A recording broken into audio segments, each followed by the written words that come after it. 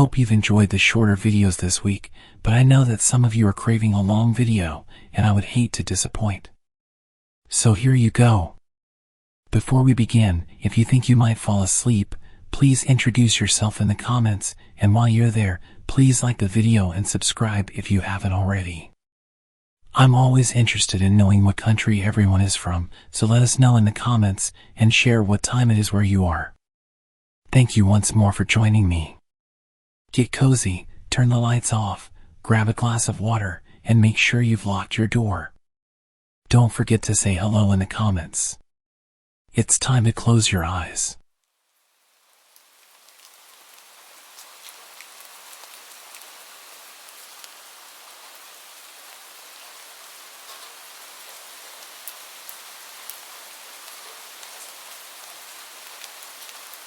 My name is Danny, and I was 19 when this happened. I lived with my parents and wanted to move out, so I bought a car with the money I'd saved and eventually got a job for Uber Eats. I'd seen their advertisements all over. Apparently it was easy money with flexible hours. All you had to do was pay for fuel. I had a few friends tell me how good it was, so I figured I'd go through the sign-up process and give it a shot. However, the reality was quite different. Driving around on a tight schedule made the job pretty stressful, and the payouts were often just a few bucks. If you didn't claim the orders with high tips or payouts, then you'd barely make enough to cover the fuel. Being a teenager, I only had to cover my car payments and insurance, so I didn't need to make a fortune. But it did feel like I was getting shortchanged given the time and effort required. I pushed the idea of finding another job to the back of my mind because I was a bit lazy, but everything changed after a particular incident. I accepted an order from KFC and set off to deliver it to the customer's location. It was a pretty large order, enough for maybe 4 or 5 people, but the pay for this delivery was much higher than usual and the tip was $20, which was unheard of. It tells you on the app when you accept an order how much you'll get paid. While en route to the destination, I received a text through the Uber Eats app. The customer was asking about my whereabouts. The app said delivery time was about 30 minutes and I was on track to be there in about 15. They could literally see my live location on there, so I didn't understand why they were asking. I didn't see the point in pulling over to reply, so I just kept driving, as I'd be there in about 5 minutes. Within pretty much a few seconds, they sent another message, impatiently asking me why it's taking so long. I had only picked up the order a couple of minutes ago, and they could literally see this on the app, so it wasn't as if I was running late. I ignored the weird messages, thinking it was probably a mistake on their part, or that they were drunk or just a typical Karen. I knew the area reasonably well, but I'd never really been to this part of town. It was located in, I guess, what you'd call the hood. It was a pretty rough neighborhood, gang violence and a lack of police presence. Most people knew not to come here. But I'd driven through a few times and knew it wasn't too dangerous. The address was to an apartment building, and as I approached the place, I noticed that a lot of people were staring at me. I parked my car and checked my phone. Another message had come through with some harsh language, telling me that I better hurry up. I usually leave my phone on the stand, where I can see the delivery instructions, but I knew it was a bad idea to keep it out in the open, so I took it with me. The instructions said to come inside and deliver it to the customer's apartment, which was a little unusual, but I figured they just didn't want to come down. I pressed the button for the apartment number and was buzzed in. As I climbed the stairwell, I couldn't shake the feeling that something was off. There were people just scattered around this building. I had to step over some passed out woman on the stairs, and I really wanted to just drop the bag and run. I reached the door to the apartment, and a voice from inside told me to come in. I hesitated for a moment, confused as to why they couldn't just come and grab it. But I was on the clock and wanted to get this delivery done. I walked into the apartment, and as the door closed behind me, I realized my mistake. All the lights were off, and the only source of visibility in the room was the massive TV they had on the wall. I looked around and saw a couple of shady-looking characters. I offered them the bag, and they looked at me like I was disgusting. The guy who seemed to be the leader gestured for someone else to take it from me. He started circling me as I stood there, completely frozen. I had no idea what the hell I was doing or how I'd ended up in such a dangerous situation. He didn't hesitate to start poking at me, asking me what I got. I told him I just had the food and that I've gotta go. He laughed and told me to sit. I was completely shitting myself at this point. He starts quizzing me about why I took so long and what can I do to make up for it. I told him I could refund the tip, and this made him freak out. Tip? What tip? I ain't pay you no tip. I stupidly pulled out my phone to show him that he put down a $20 tip. He snatched it out of my hand and told me that he's taking the refund. Everyone else started laughing. I was being completely humiliated in front of these people and I was powerless. I passively asked for my phone back, but I'm not the biggest guy in the world and I was really trying not to die, so when he refused I just accepted my fate. He sat down and started looking through the bag, grabbing the food he wanted. He looked over at me and asked me what the F I was still doing there, jumping up and pulling out a knife as he said it. I apologized and quickly made my way to the door and ran down the stairs. I almost tripped over the unconscious woman on my way out. I got in the car and I've never driven so fast in my life. I drove to somewhere safe and immediately broke down into tears. My whole body was shaking and I was hyperventilating. I was a complete mess. What the hell was I thinking, walking up and going inside someone's apartment, never mind a place like that?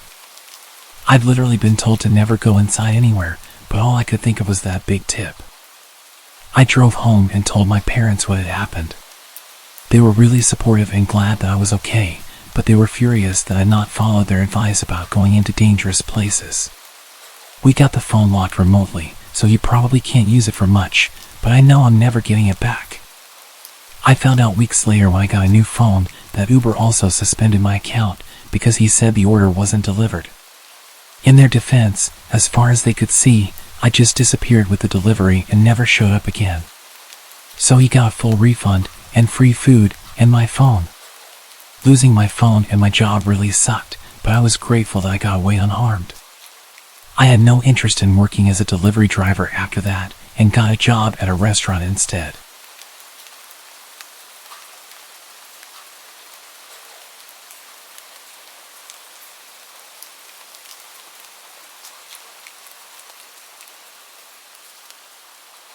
Earlier this year, I borrowed my dad's Tesla to go visit my aunt who lived in the countryside. I'm a 24-year-old guy, and I love driving, especially my dad's car, so I was glad he let me take it. The road trip took me through some pretty remote areas, but it was a pretty smooth drive heading over.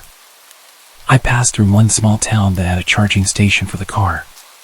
Whilst I was there recharging the Tesla, I got quite a lot of attention.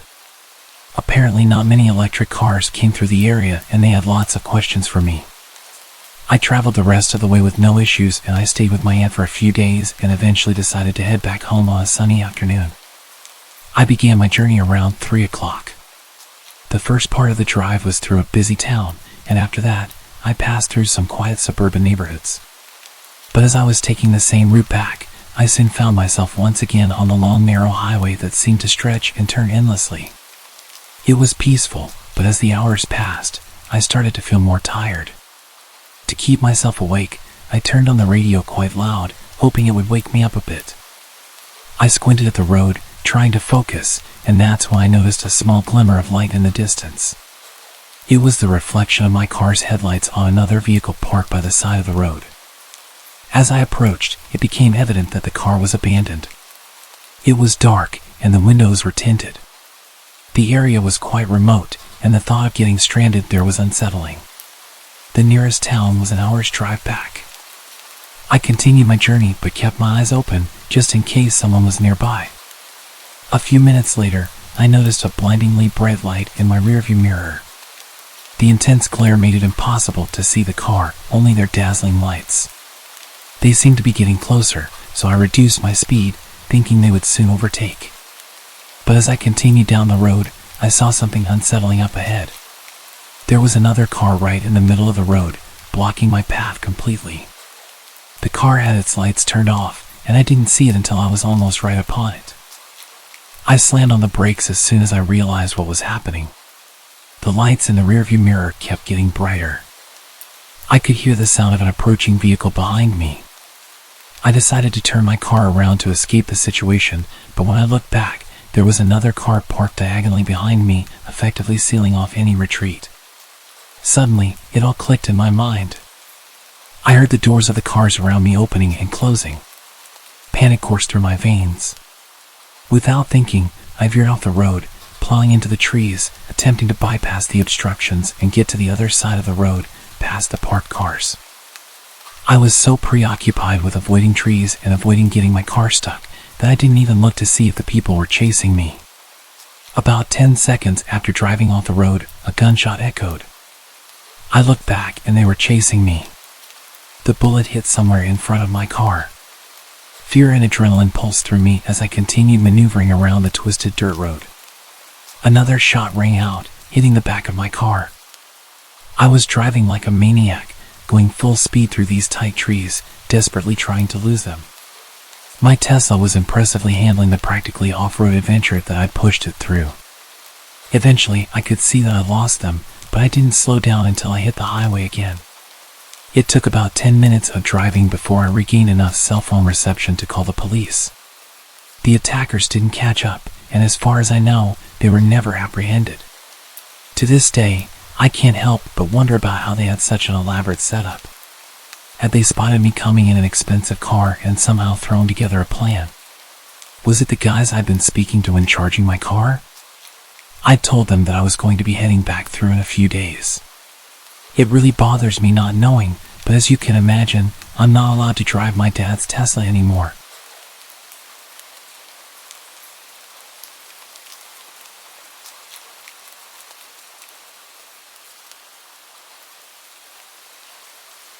My name is Christine, and I was 23 years old when this unforgettable New Year's Eve story happened. I was out with my beloved dog, Max. It was a few hours before midnight, so I took him for a quick walk before getting ready for the party. Max was usually well behaved and fine without a lead, so I decided to let him off for just a minute to enjoy the crisp air as we strolled through our neighborhood. The evening was filled with anticipation. People around the town were preparing for the upcoming New Year's festivities. The streets were lined with colorful decorations, and you could feel the excitement in the air. As Max and I walked along the sidewalk, he was happily sniffing around, enjoying the scents of the night. The night was still young, and there was no sign of chaos yet. Little did I know that everything would change within the next minute. It was then that the first firework exploded in the sky, lighting up the darkness with brilliant colors and a deafening bang. I instinctively grabbed Max, pulling him close, but it was too late. The sudden noise startled him, and in an instant, he broke free from my grip and bolted down the street. I called out his name frantically, but he didn't respond. The barrage of fireworks drowned out my cries, and I watched in panic as he disappeared into the night. My heart raced as I realized I had to find him amidst the chaos of the celebrations. I spent hours driving around the neighborhood, searching for my dog. The fireworks kept lighting up the sky, and the noise was deafening. It was hard to focus with all the bright lights and explosions, but I had to find him. If I was distracted by the fireworks, then he was probably going through hell. Every corner I turned, every street I drove through, I called out his name. I was desperate to bring him back home, to keep him safe from the fireworks. The celebration was all around me, but all I wanted was to find my furry friend. I told my friends and family that I wouldn't be coming out as I was looking for my dog.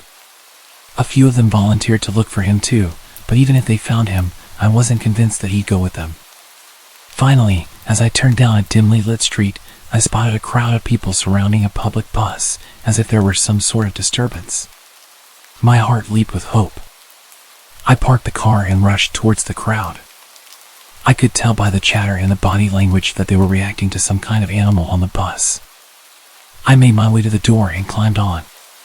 He was there hiding in the corner, barking frantically at every firework whistling through the sky.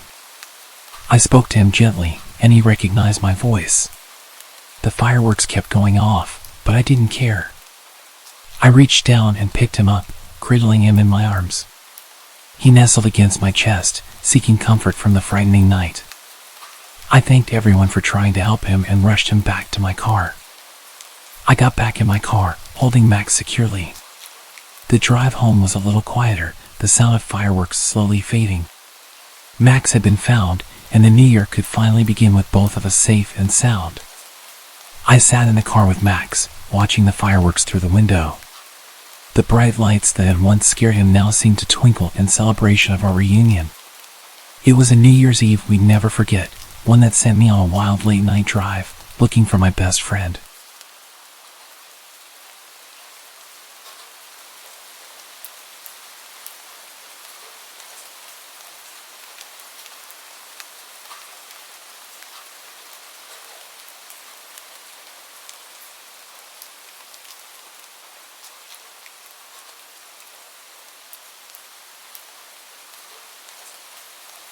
To preface this, I love to drive. I've loved to go on drives for hours to nowhere, with no destination in mind, just me, my music, and the road ahead of me. Living in Nebraska, I'd often take back roads or lonely highways cutting through the countryside to small towns and eventually cities. And I'd usually take these drives at night since there was less traffic to worry about. I've done it since I've had my license 5 years ago, and I've never once had any sort of issue, nor have I ever run into any trouble. That was, until a few nights ago. For reference, I'm a relatively small 22-year-old female, and as I've stated before, I often take these drives completely and utterly alone. They're a good way to clear my head when I'm stressed, upset, or overwhelmed, or for me to get a plan together to sort personal issues out. I've also done these long and lonely drives to get away from the toxicity of my household when I used to live with my parents as a means of coping with their alcoholism. Though now that I've moved out and I'm in a much better place mentally, I don't really have the urge to get in my car and just drive anymore. However, on the night this event took place, I was feeling pretty overwhelmed, stressed, and anxious with a cluster of personal issues I'd rather not get into. I felt restless and irritable around my boyfriend. I couldn't focus on anything else and decided I would take a drive to clear my head. My boyfriend was understanding and told me to be careful and to not be gone for too long since it was getting pretty late. I agreed, gave him a kiss goodbye, and left. I drove around our city for about 30 minutes, but I was still feeling on edge about everything transpiring in my personal life, so I decided to drive further north down those familiar, dark, winding one-lane highways. I kept the car at a steady 65 miles per hour, taking the turns at a slower pace in case a deer jumped out around the bend. I kept driving and was just admiring the vast empty darkness of the snow-capped fields and barren trees. It was honestly a bit creepy being all alone with no cars in sight, in seemingly the middle of nowhere.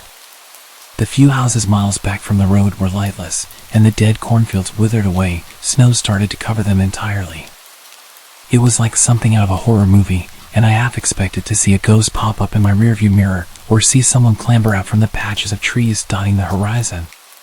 The only light came from my headlights, and even then I still strained to see through the inky darkness of the night.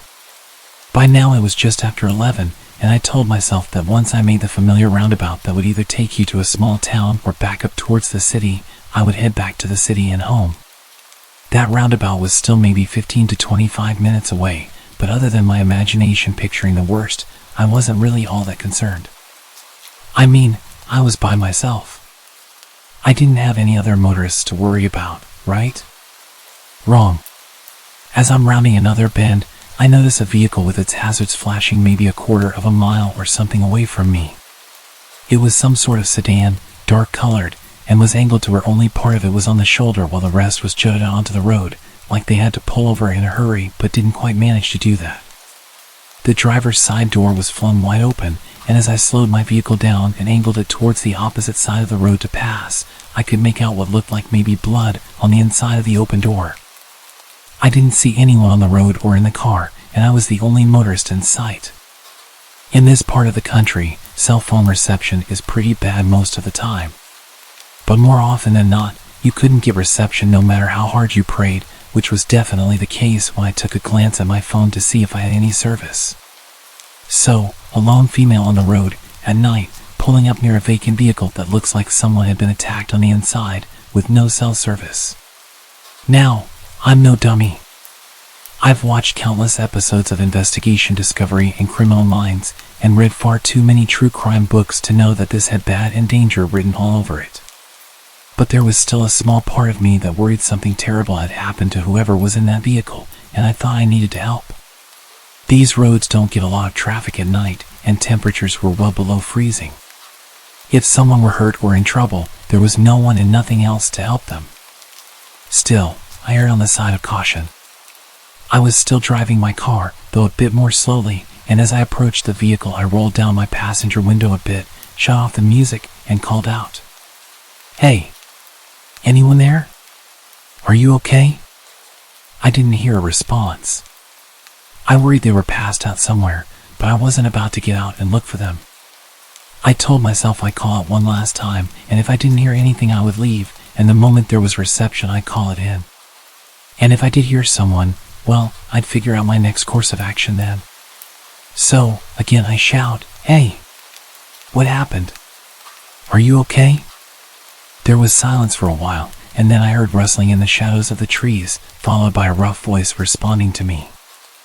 I was relieved at first, and was about to say something in response or possibly even stop my car and get out, when I noticed three things nearly simultaneously.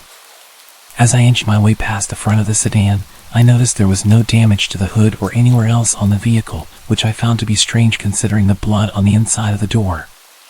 In my rearview mirror, I caught a glance of someone coming out from behind the sedan, and they were making their way towards my car, fast. The person didn't have any blood on them, nor did they appear injured in any way, and they were wearing a mask, not like a face mask for COVID, or a ski mask or anything normal, but one of those masks you would see in the Purge movies.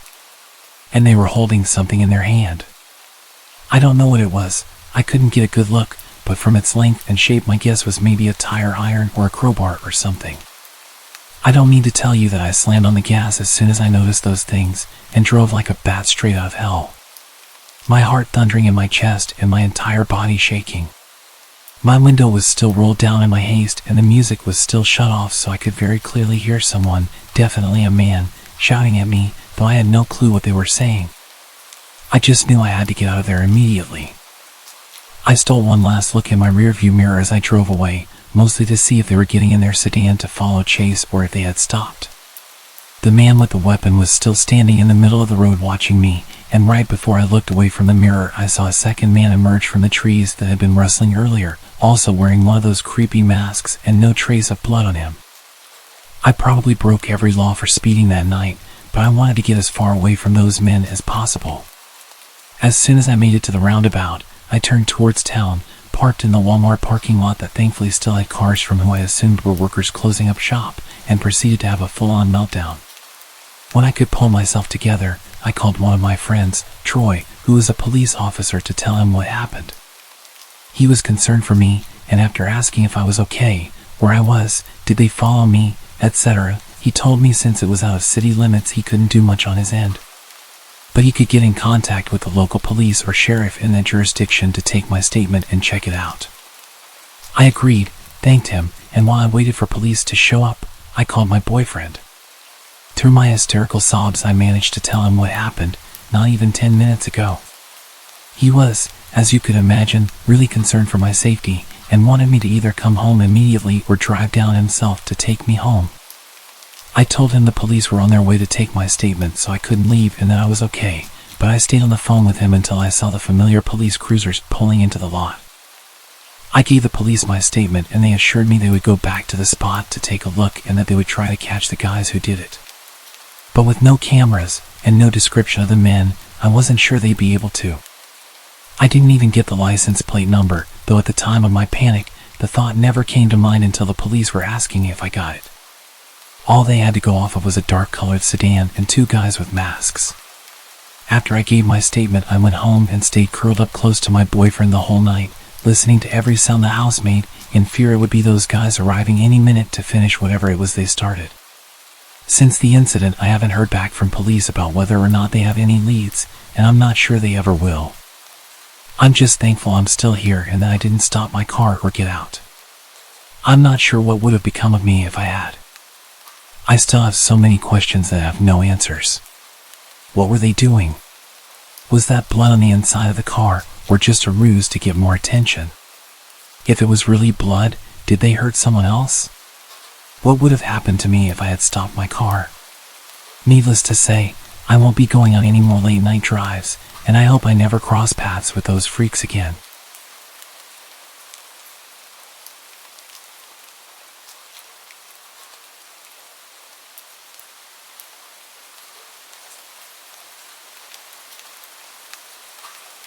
It all started with a normal day at work. I worked at a small grocery store at the time, and my duties consisted of gathering shopping carts in the parking lot and bagging groceries, the usual minimum wage stuff. It was rainy that morning, and of course, I was assigned to carts. About 2 hours into my shift, I saw a man rushing to get his groceries into the car. I ran over to him and started helping him with his bags. "Mind if I help you get out of the rain?" "Yes. Thank you so much." As he was closing his trunk, he looked at me with a very surprised look on his face. He lowered his eyebrows, skinned me from head to toe, and smirked. "Are you a new hire?" "No, I've been here for a couple of months." "Oh, you are very pretty," he said in a weirdly sensual tone. "Thank you. Have a good day." I shut it down. I was not interested. As I was walking back to the store to hide until he left, I could feel him watching me while I walked away. Nevertheless, I continued to work, not really thinking about it. After my lunch, I was at the register bagging groceries, and I noticed that same man from earlier walk in. I pretended I didn't see him and just kept bagging. He came up to the register and got a single chocolate bar. I didn't give him a bag. He stands towering over me and says, "Are you going to bag my item?" "Oh, sorry, I didn't know you wanted a bag for one thing." I put his chocolate bar in a bag and told him to have a good day. "When are you off work, sweetheart?" "Ah, man, I'm not comfortable giving that information out." He returned with, "That's okay, you've been here what, 5 hours? You probably get off around 7, right?" He smiled, winked at me, and walked away. Disgusted, I went to my manager and told her what happened. She told me not to work the lot anymore and to ask someone to walk me to my car. So by the end of my shift, I had a male coworker walk me to my truck, and we scanned the parking lot, looking for this man's car. We didn't see him, so my coworker went back inside and I started my truck. I called my mom to tell her about what happened, and once she answered, I left the parking lot. Literally, the second I turned onto the road, I saw his car pull onto the road behind me. I told my mom I thought he was going to follow me, and she just told me to drive around to try and lose him. I drove around for about 20 minutes, just going in circles around my town. I hit a red light and he pulled up next to me and started yelling something to me out his open window. I, of course, pretended he wasn't there, but I could still hear what he was saying. "You would bear some good kids for me. You'd make a great slave for me, little lady." He then started being very explicit about what he was going to do to me if he caught me. I told my mom I was going to dial 911, and if I wasn't home in an hour, then call the police. While I was trying to call the cops, the man speeds ahead of my truck and starts brake checking me. Frantic, I wait for the closest intersection and turn up the block. My phone fell under my seat while I was turning, so I decided to go to the nearest open establishment and run in and hide and have someone else call for help. The closest open business I could find was a convenience store at a gas station. I pulled in, parked, and ran for my life into the store. I told the clerk what's happening, and she took me to the break room and locked me in there. While processing that I might have survived this ordeal, I hear the doors of the storefront start violently rattling, and before I knew it, the clerk was locking herself in the break room with me. She was on the phone with the police, and they were on their way. We were silent. Cowering in a dark room, I found myself feeling guilty for wrapping another woman into our worst fear. My thoughts were racing through. I said to him, "Did I lead him on? I just told him to have a good day. Has he been following me for longer than tonight? How did he know what car I drive? Are the police going to get here in time? Are we going to die?" Finally, the small room was illuminated with red and blue lights from the crack under the door. We hear a voice over the intercom telling us it's safe to come out.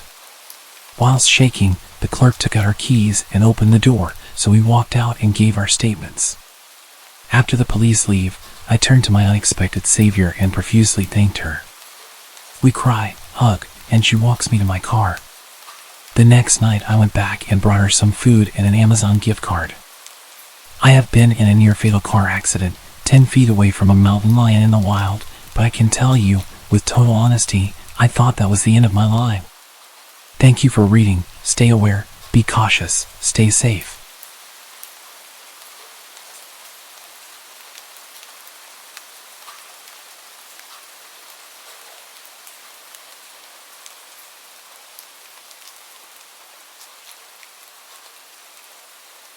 This encounter would have happened a little over 10 years ago. I would have been about 26 at the time. I can't remember exactly what year this was, but it was around 2012. At the time, I was frequently going out with my friends to bars and parties, and hanging out until pretty late most weekends. The friend's house that I usually hung out at was on a side street just off a main road where a lot of popular and crowded bars and restaurants were. You had to park on the street at his house, and during the weekend when it was busy, it was pretty common to have to park a number of blocks away. The street closer to the bars was pretty nice, but if you went a few blocks in the opposite direction, it got a little sketchier at night. After a night of hanging out, I had to walk back to my car pretty late, which was parked a number of blocks away towards the slightly sketchier area. This was during the winter, so I was wearing some kind of heavy sweater or pullover and beanie hat. This detail is only important as you couldn't really gather much idea about what I looked like from a distance in the dark, aside from my general height and build. There wasn't much through traffic as you got further away from the bars, and the roads were pretty dark without any street lights. As I was walking down the sidewalk, a car started slowly creeping down the street, matching my pace as it pulled up beside me and then stopped. The window of the car rolled down, and driving the car was an attractive young woman who said that I looked cold and that I should let her give me a ride to where I was going. She seemed very friendly. I indicated that I wasn't parked far away and appreciated the offer, but was going to just keep walking. She then tried really hard to convince me to get in the car with her, since it was so cold. No small talk to establish any information about me to make sure I wasn't a weirdo, just asking me to get in the car pretty aggressively.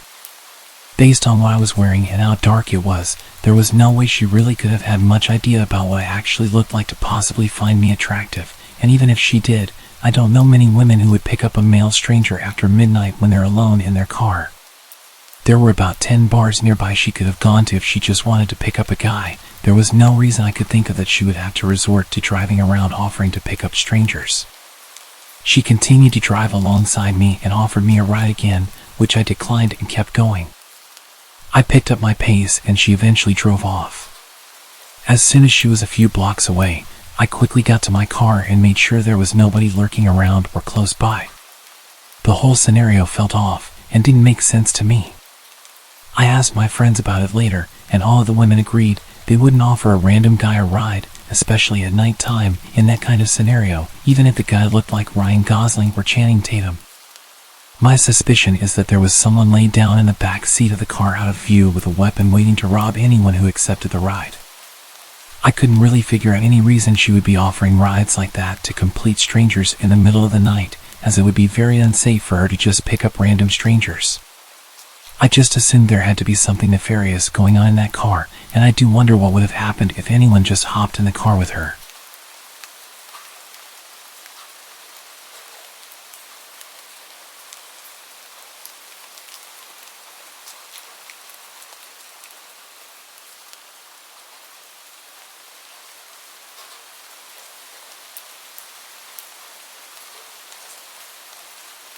Back when I was 18 years old, I was house-sitting with a girl I was studying with.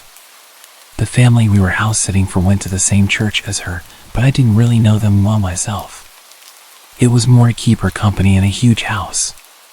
This was 1997 when the average teen like me didn't have a cell phone. During that week, there was a short break in the school calendar, which is why this family was away, and why the streets in the area were quieter than usual. My apartment, as well as the house we sat for, was not far from the university. My apartment was actually a 3-minute walk from it, and the house a further 5 minutes by car.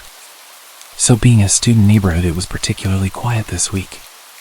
The first weird thing that happened during the week I was at this house was that I dreamed I was driving through a dark forest on a hilly dirt road with no lights anywhere except for those from my car's headlights. As I started to go down a hill, the headlights suddenly cut out and everything went dark. The car slowed down to a stop and died. I woke up. In the morning I went out to my car and it wouldn't start. It had been working perfectly the day before. I had to call a guy to come fix it. It was the starter motor. Well, that was the first creepy thing that happened that week. About a day later, it was Friday. I planned on driving back home to my parents who lived in a smaller town about 45 minutes away. I packed up my stuff at the big house and was going to head over to my apartment to collect whatever else I needed for the weekend. That trip between the house and apartment was, as I mentioned, only 5 minutes or so away. Since it was winter, it was dark by the time I left at around 7 p.m. As I was driving from the house, I noticed in my rearview mirror the headlights of the car behind me tailing me really close. Whenever I would turn, it would also turn. Back then I was cautious, but not overly so. Cautious enough to notice in such a short distance that something weird was going on behind me. But then when I pulled up to a traffic light, it wasn't there anymore. Relief. Short-lived. The car was now beside me. I looked to my right, and there was a man inside.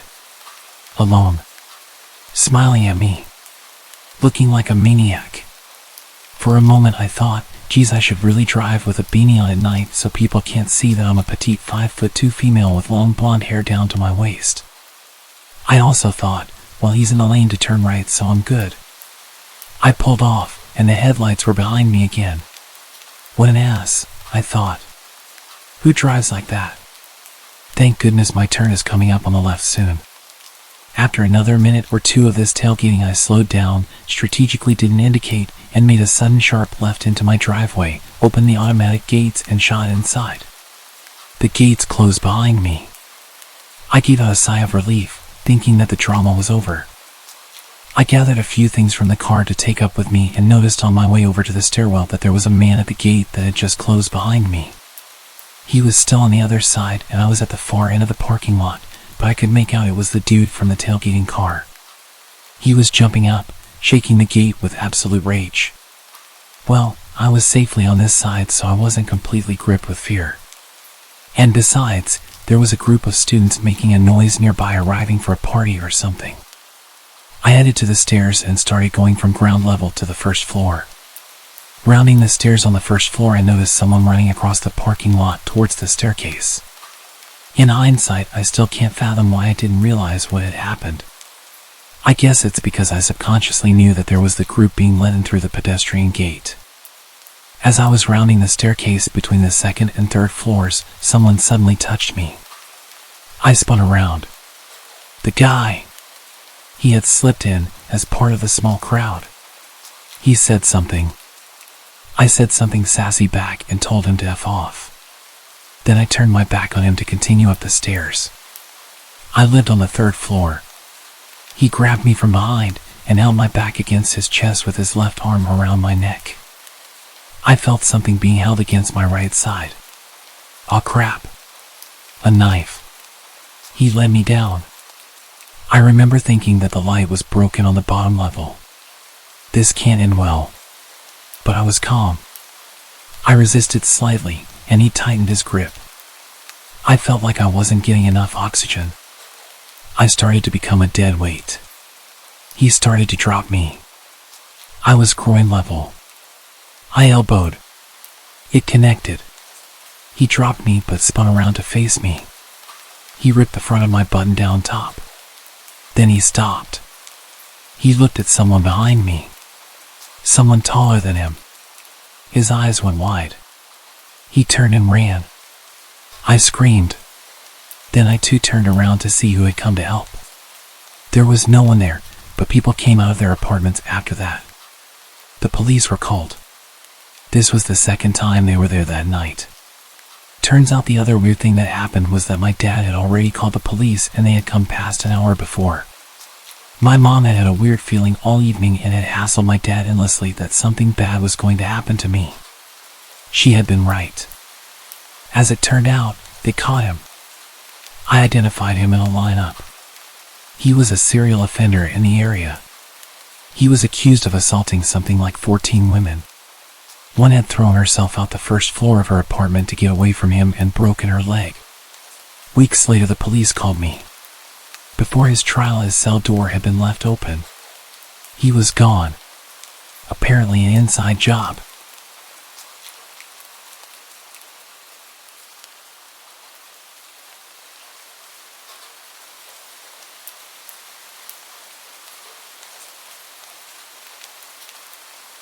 I've had a few creepy things happen to me in my life, but this one still makes me think about how things could have gone wrong very quickly.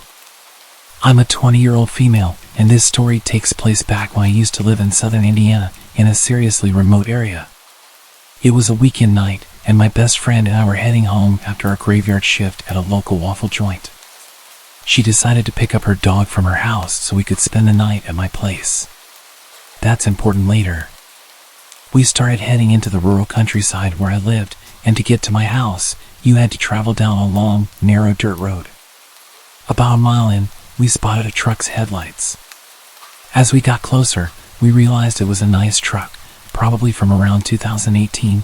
I can't say I know much about cars, so cut me some slack. The truck was parked sideways, blocking the entire path. Confused, I got out of the car and asked if the driver was okay.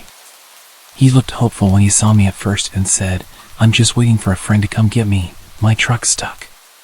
He smiled at me, but I noticed his pupils were nearly completely dilated. He glanced back at my car, saw that I had someone with me, and noticed the dog sticking its head out the window. His smile quickly faded, and he remarked, "Pit bulls are mean and nasty." With that, he turned around and got back in his truck. I returned to my friend and said, "Put this in reverse and use whatever hood race skills you have to get us out of here." We reversed my poor 95 Caddy, which really shouldn't have been driving on a dirt road, and made our way back to the main road, feeling relieved. We took a different route home. But then, to our surprise, the same guy was parked on that road, standing off to the side, smiling and staring into our headlights. We were on the verge of panicking and floored the gas pedal the rest of the way home. I don't know how he got there before us or what his intentions were, but I'm thankful I wasn't alone, being a pretty naive college girl at the time. Even though the presence of the pit bull probably saved us from that man, the dog actually ended up randomly snapping at my friend a few months later, causing her serious injuries. It had been a good dog its entire life, and I know she was a good owner, so I guess it's just an instinct thing with pit bulls. They can snap at any moment.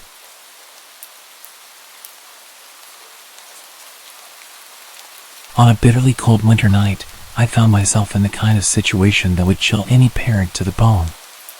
My two young kids sat shivering in the back seat of our car as I tried to keep my composure. We were stranded on a snow-covered road in the middle of nowhere, far from the nearest town. The car's engine had sputtered and coughed its last breath a while ago, and my phone had no signal. Desperation clung to the cold air as I tried to reassure my children that help was on the way. I had called a tow truck, but it seemed like hours had passed since then, and the icy darkness was unrelenting. Just as I was losing all hope of being rescued, a set of headlights appeared in the distance, slowly growing brighter. Relief washed over me as a man pulled up in a pickup truck. His frosty breath covered his face in the cold night air. "Looks like you folks could use some help," he called out. His voice was friendly, but something about the situation had my guard up. I was hesitant, but the thought of my children suffering in the cold pushed me to accept his offer. "Yes, thank you," I replied, trying to hide my unease. "We've already called a tow truck, but it's taking a while." The man didn't waste any time. He opened the hood of my car and started tinkering with the engine. His hands moved deftly, almost too quickly, and I couldn't shake the feeling that something was off. As the minutes turned into what felt like an eternity, the man turned his attention to my children. "You know, it's pretty darn cold out here," he said, looking towards them with a warm smile. "Why don't you let them sit in my truck? It's nice and toasty in there." I hesitated, glancing at my children. They were practically blue from the cold, their teeth chattering uncontrollably. "No thank you, we're okay," I stammered, trying to muster some courage. But the man was persistent, insisting that it was the best thing for them. "It won't be long, just until I get this fixed up," he said, his smile never faltering. "I've got hot chocolate in the truck, they'll love it." The children began to whine, their tiny voices filled with misery. I felt a lump form in my throat. "All right, just for a little while," I relented, my heart pounding in my chest. As my son and daughter climbed into the stranger's truck, I watched anxiously from a distance. Minutes turned into what felt like hours as the man continued to work on my car. I couldn't shake the feeling that something was terribly wrong, and my mind raced with dark scenarios. The kids, wrapped in the stranger's blankets, seemed oblivious to the unsettling atmosphere that had settled around us. They giggled and chatted about how cozy and warm the truck was. My daughter even mentioned how nice it would be to spend the night in a comfy bed instead of the cold car. The stranger, who had been fiddling with my car engine, suddenly looked up and said, "You know, the nearest town is only about a half-hour's drive from here. I'd be more than happy to take your kids there, give them a warm meal and a place to sleep for the night. It's not safe for them to stay out here." My heart raced as my children's faces lit up with excitement. They began pleading with me to let them go, their voices filled with innocence and trust. "Mom, please, it'll be fun," my son exclaimed. Despite the freezing cold that still gripped me, a chill of a different kind ran down my spine. I absolutely hated everything about this situation. I needed to protect my children, but letting them drive away with a stranger obviously wasn't an option. But neither was freezing to death. They weren't helping the situation at all. I hated how naive they were, and I hated how they would ignore my attempts to give them a serious stare when I was trying to communicate to them that we were in a bad situation. The stranger's insistence, coupled with my children's growing enthusiasm, created an agonizing dilemma. I mustered all the politeness I could and replied, "Thank you so much for your offer, but the tow truck should be here soon and we'll be on our way. We wouldn't want to trouble you any further." The man's expression changed. His eyes narrowed as he glanced at me with a hint of frustration. "Ma'am, I'm just trying to help. It's not safe for your kids out here in the cold.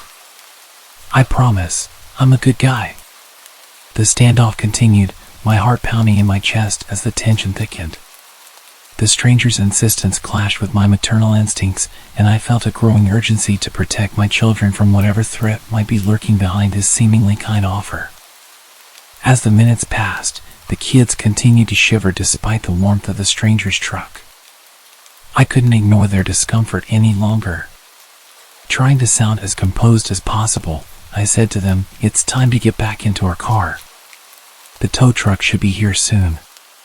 The children reluctantly agreed, and we climbed out of the stranger's truck, thanking him for his help. As we made our way back to our car, the man's eyes followed us. He seemed disappointed but didn't insist any further.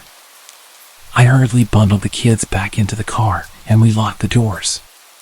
Just as we settled in, the distant sound of a tow truck's engine reached our ears. The tow truck arrived, its lights cutting through the darkness like a beacon of hope.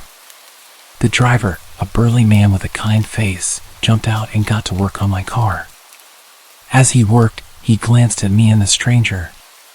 "You're lucky I got here as fast as I did," he said. His tone was serious. "You know, this road isn't safe at night. It's best to stay in your car." The stranger's demeanor changed instantly. His friendly smile vanished, replaced by a look of cold determination. Without a word, he climbed into his truck and sped away into the snowy night, leaving me with a chilling sense of dread. With my kids safely beside me and our car on the road to recovery, the sense of dread that had hung over me earlier began to fade. The late-night drive home, though still chilly, felt considerably less ominous than the creepy encounter we had just experienced. And as we finally drove away from that desolate stretch of road, I couldn't help but wonder what might have happened if we had accepted the stranger's offer to take the kids away in his truck. The thought made me feel sick, and I knew we had narrowly escaped a potentially perilous situation. The worst part about all of it was my children's lack of situational awareness. They were so eager to be taken away by a stranger. I made a very conscious effort to teach them more about dangerous situations, and that when mommy looks at them with a big serious expression and tells them something, that they need to listen and do as they're told.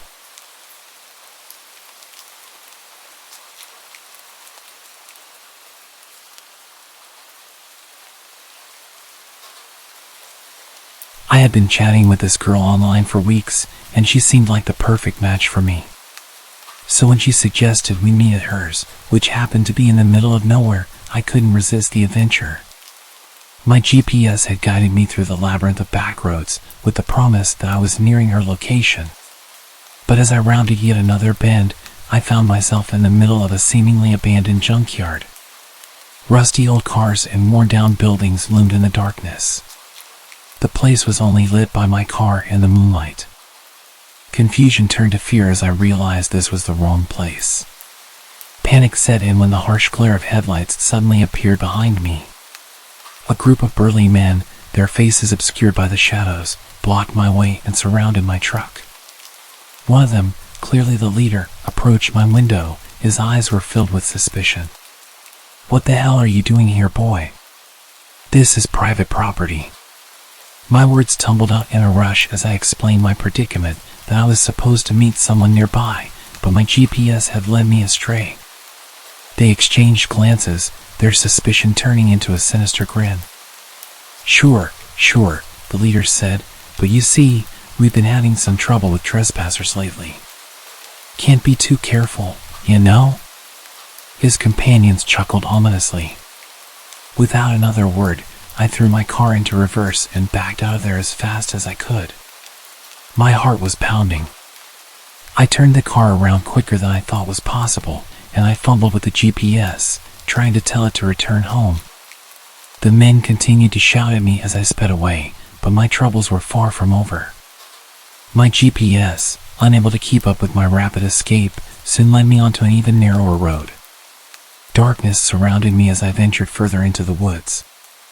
My anxiety was making my legs shake aggressively, and my hands could barely follow simple instructions. With no cell service and no signs of civilization, I was well and truly lost. Suddenly, as if mocking my desperation, a deer bounded out from the shadows and onto the road. Panic surged through me as I slammed on the brakes, screeching almost to a complete stop. The deer barely reacted and just continued to slowly prance down the road. Suddenly, I noticed the rednecks from the junkyard had caught up, their truck now dangerously close behind me. They were leaning on the horn, yelling obscenities, and I really started to feel like I wasn't getting out of this alive. Desperation pushed me to follow the deer. I drove at a crawl, praying the animal would move aside. But it just dominated the road in front of me for a painful amount of time.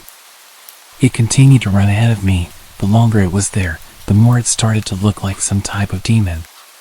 It looked like something you'd see in Norse mythology. Its horns looked like human arms reaching into the sky. My heart raced as I watched the creature's every move.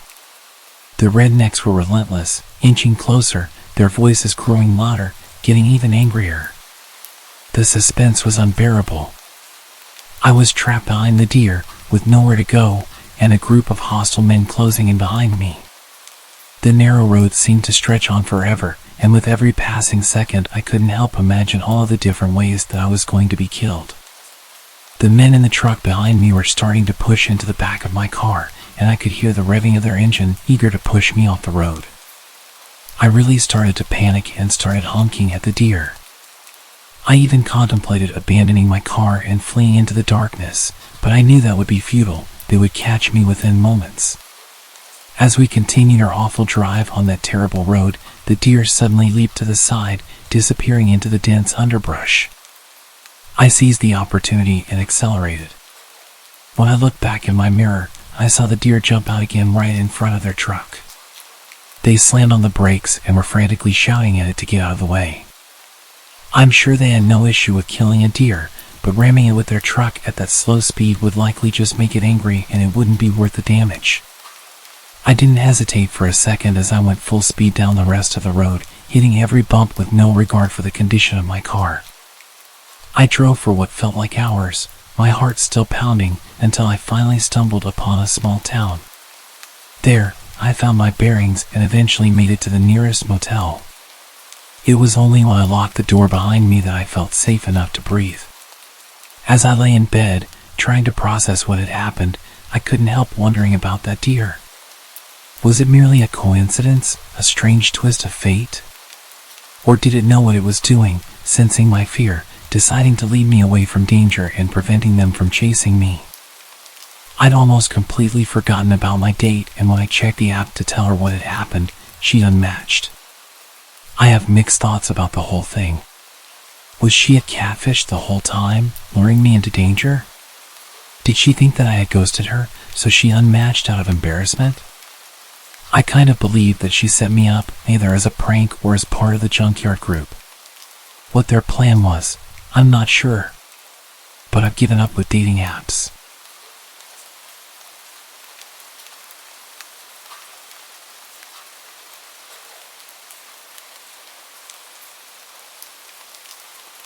A few years back, I'd just gotten my first bike.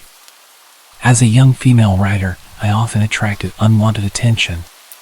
People couldn't help but notice me as I cruised through the streets. It was exhilarating, and I loved the feeling of the wind and the freedom of the open road. Most bikers I came across were so kind and welcoming, and there's a really strong community. But there were times when the attention crossed a line. One evening, I was riding home after a long day. The sun was setting, casting a warm glow across the sky. The road was quiet, just the way I liked it. My bike growled beneath me, and for a moment, everything felt perfect. But then, as I pulled into a gas station to top up my tank, I noticed him, a young guy on another bike, maybe in his 20s. He parked beside me, and our eyes met. I offered a polite nod, thinking he'd move on. Instead, he removed his helmet and started chatting. He had a friendly smile and an easygoing demeanor, and although his confidence was admirable, something about his persistence set me on edge. We talked for a few minutes about our bikes and the thrill of riding. He seemed genuinely interested in getting to know me, but I couldn't shake the feeling that he was being a bit too forward. I nodded and kept my responses short, hoping he'd eventually get bored and ride off into the sunset. However, that wasn't his plan. After filling up our tanks, he hopped back on his bike and revved his engine, indicating that he was going to follow me. Anxiety began to creep in as I realized this stranger wanted to ride with me. This wasn't completely unheard of. I'd gone side by side a few times with some other bikers until we both go our own ways. But I was heading home, and I didn't want to be followed. As the miles rolled by, he continued to ride beside me, occasionally trying to impress me with a wheelie or a burst of speed. It wasn't overtly creepy, just persistent. I decided it was time to lose him. I knew my bike and its capabilities well, so I hit the throttle, speeding away from him. The wind rushed past me as I pushed my bike to its limits. He caught up again, and I realized that I wasn't going to lose him. I decided to pull over, and he pulled up next to me. He was so proud of himself.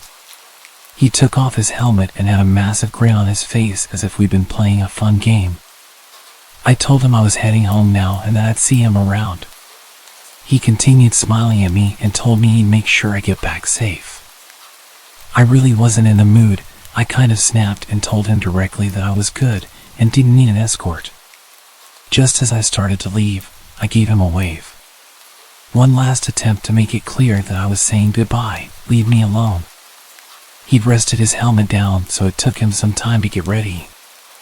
I managed to get some serious distance this time. Glancing back, I saw him in the distance, desperately trying to catch up. The adrenaline was pumping through my veins as I weaved through the winding roads. But the persistent rider wasn't giving up. He was closing in fast. I could hear the roar of his engine growing louder, and I knew I had to make a decision. Ahead, the road took a sharp turn. I had to slow down to navigate it safely. That's when he saw his chance to overtake me. He revved his engine, racing forwards. But he misjudged the turn, and before I knew it, he slammed into the wall with a deafening crash. My heart pounded in my chest as I watched in shock. He flew over the barrier, disappearing into the darkness. Without hesitation, I screeched to a halt and rushed to the edge. I pulled out my flashlight and shined it into the water, desperately trying to spot him. It was almost pitch black, and I'd barely even seen how far he went.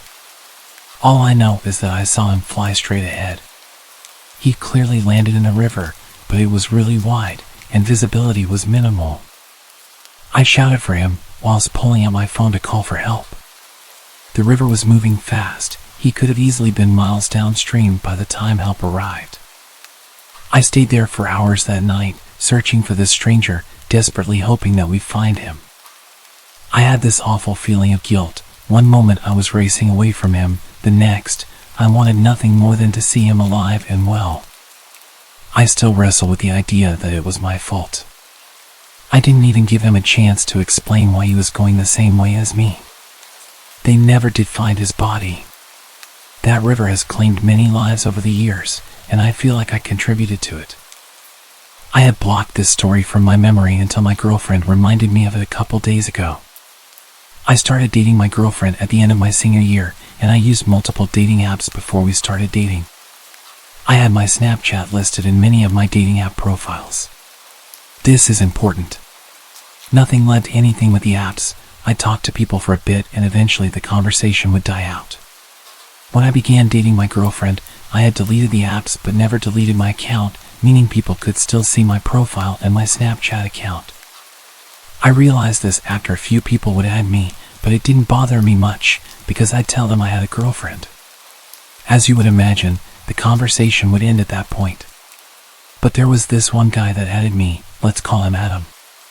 And he asked me if I was available. Being straight, I was used to guys adding me, so I gave him the usual response. Sorry, I'm straight and I have a girlfriend. I expected him to leave me alone, but it didn't stop him. At first the messages were normal. How was your day? What did you do today? Simple stuff like that. Being the nice guy I am, I responded because I thought this guy just wanted to be friends, and adding a gay friend is okay with me. Then the messages progressively got more creepy. He started asking questions about my girlfriend, and not the basic questions. As the days passed, I started to notice that Tyler's vocabulary was very similar to Adam's. I wasn't sure about it, so I didn't make any assumptions that it was him. I shared Tyler's Snapchat with my girlfriend, who added him to investigate. As soon as she added Tyler's snap, Tyler flipped out on her, confirming that it was indeed Adam. Realizing this, I blocked him again. After that, everything went quiet from Adam for about a month. I live in the suburbs of Chicago, and both my girlfriend and I live down the street from each other. We often see each other, and our families are good friends. Anyway, a month went by until I received a letter with no address or name on it, just my name on the front. I opened it, and to my shock and horror, it was basically a love letter from Adam. The letter expressed his love for me and his desire for me to run off with him. The letter took a very sexual turn halfway through, with explicit descriptions of what he wanted to do to me. At that moment, I had two horrifying realizations. One was that he knew my address, and two, he had dropped off the letter himself, meaning he was in my town. I immediately called my girlfriend, who was equally shocked. After consulting with my parents, we called the cops. Unfortunately, since I had blocked and removed Adam's social media information and the letter had no return address, there was nothing we could do about it. Day after day, letters kept appearing in my mailbox until they also started showing up at my girlfriend's place. Her letters were far worse than mine. Adam wrote about how much he hated her and how he wanted to hurt her. He described in detail the ways he would inflict pain on her until she broke up with me. Like me, she reported this to the police, but they could do nothing about it. My girlfriend's family had plans to go to Hawaii for vacation, and I was house sitting for them. The first couple of days went fine until one of the last nights of the week. As usual, I was at their house, watching TV on the couch, when the power went out. It was around 1 a.m., and it was pitch black. The next few seconds were silent, and then I heard a window smash from the office. To help you understand the layout of the house, when you entered the front door, the living room was on your left, straight ahead were both the kitchen and stairs, and to the right were the office and dining room.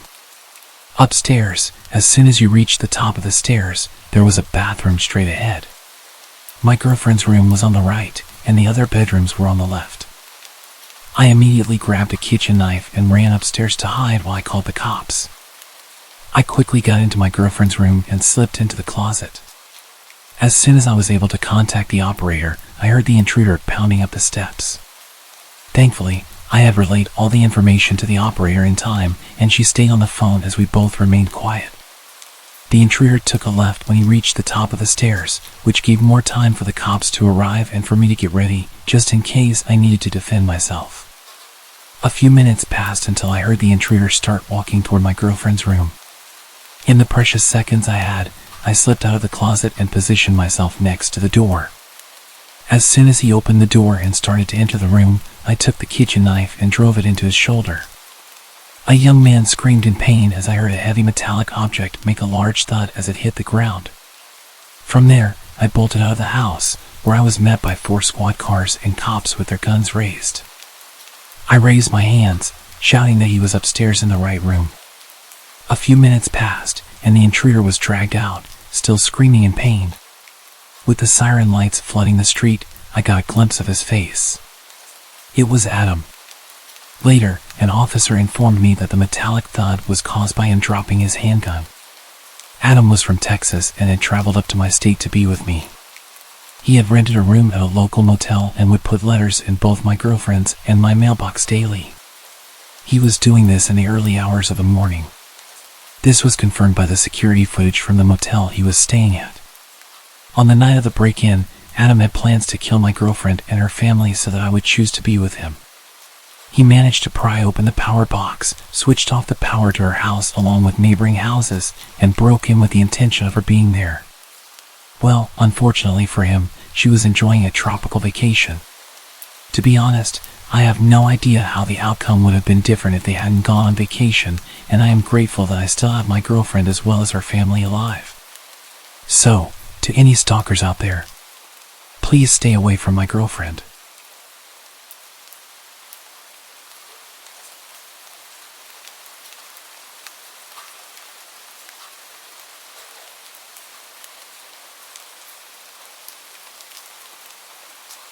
About 10 years ago, I lived on my own and didn't have much company.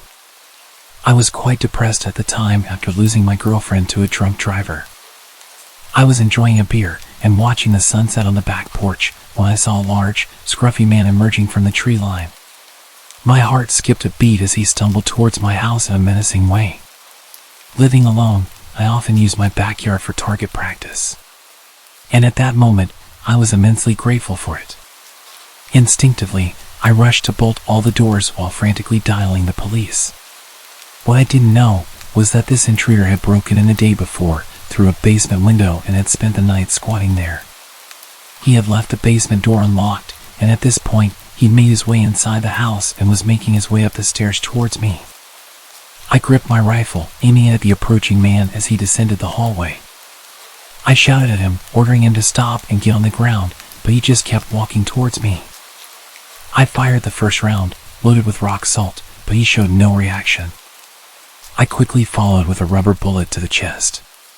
Yet the drugged-up guy, who was clearly out of his mind, continued advancing. This guy was huge, at least twice my size, and I realized that whatever drugs he had in his body were going to push him through any pain that a rubber bullet would inflict. He was backing me into a corner. I desperately begged him to stop and warned him what would happen, but he just moaned at me like a zombie and shouted, "Shoot! Do it!" Then he lunged towards me. I took my third shot. I can't recall whether it was buckshot or a slug, but it left a gaping hole in his chest. It barely even slowed him down. He kept coming, and in a frenzied struggle, he wrestled me to the ground. He was moaning and coughing up blood. Suddenly, he grabbed my face with both of his massive hands and started squeezing my head. It was utterly terrifying. I could feel him trying to burst my skull open like a balloon. I don't know how long it actually lasted, but it felt like forever. Eventually, the injury finally caught up with him, and he died on top of me.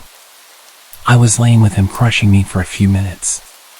My energy was completely drained, and I could barely breathe with his weight on top of me. His body was pushing my rifle into my chest, and it was causing me serious pain when I tilted his body to the side. I was completely drenched in his blood, and I can still remember the overwhelming smell. I'd completely forgotten that I was still on the phone with the operator, who had heard our entire exchange, which more or less amounted to me pleading, "Stop, or I'll shoot," and the man menacingly taunting. The police arrived soon after, and the incident made it to the local papers. There was a criminal investigation, but eventually, I was cleared of any wrongdoing. It turned out that the intruder was wanted for murder of an elderly couple in Baltimore and had somehow made his way 50 miles up the road into a rural area.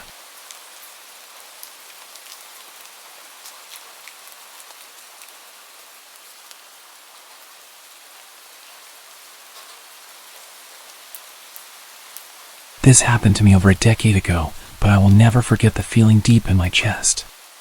Both that night and the next morning when the true nature of the situation became apparent. It was late December in a small Texas town. We'd just received 5 inches of snow earlier in the morning. I can't remember what time it was. All I remember is it was dark outside, and I was playing in my room. It's important to note that my room was made up of 2 parts, a mudroom with a door leading out front, then my actual bedroom. The door was an older style wood door with all the old hardware and had a window on the top half. It had a window shade, but that wouldn't stop anyone from looking in if they wanted. My room was the frontmost, with my parents' room being in the back of the house. Suddenly, the knob was not being gently moved, someone was turning it with force. This door was one that had to be locked from the inside, so the knob could turn and open freely. Luckily, there were 2 deadbolts. Whoever was on the other side just figured out the knob was free to open. As soon as I heard it turn all the way, I sprung up to the wall about 5 feet from the door, my back to the wall. The door fell silent. I found myself glued to the wall, unable to move. Then, the knob turned slowly. I remember watching, waiting for it to turn all the way. When it did, whoever was on the other side started trying to budge the door and pry. At first, it was easy going, but then they started pounding into the door with their foot. They got only 2 kicks in when I unfroze and screamed for my life. I sprinted to the back of the house to get my parents. They asked what was wrong, and I said someone tried to break in. They ran over and checked, not bothering to look outside, which I pleaded them to. They just said my imagination was running wild and it was an animal or the old age of the house. They took one final look in my mudroom, not bothering to investigate any further. I was told to go to bed. It took me hours. I don't even remember falling asleep. All I remember is staring at the door from my bed, never taking my eyes off the doorknob. Suddenly, I was woken up by my parents, who were obviously distressed and seemed to be scared. My mom grabbed me by both shoulders and got right in front of me. She asked very sternly why I thought someone tried to break in.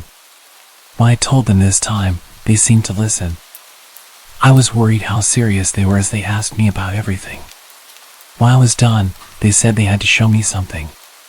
They took me to the front door and out to the front yard, pointing to my door near the driveway. You could clearly see the boot prints in the snow, walking along the street through our yard and straight to my window, then my mudroom door, where I had been playing the night before.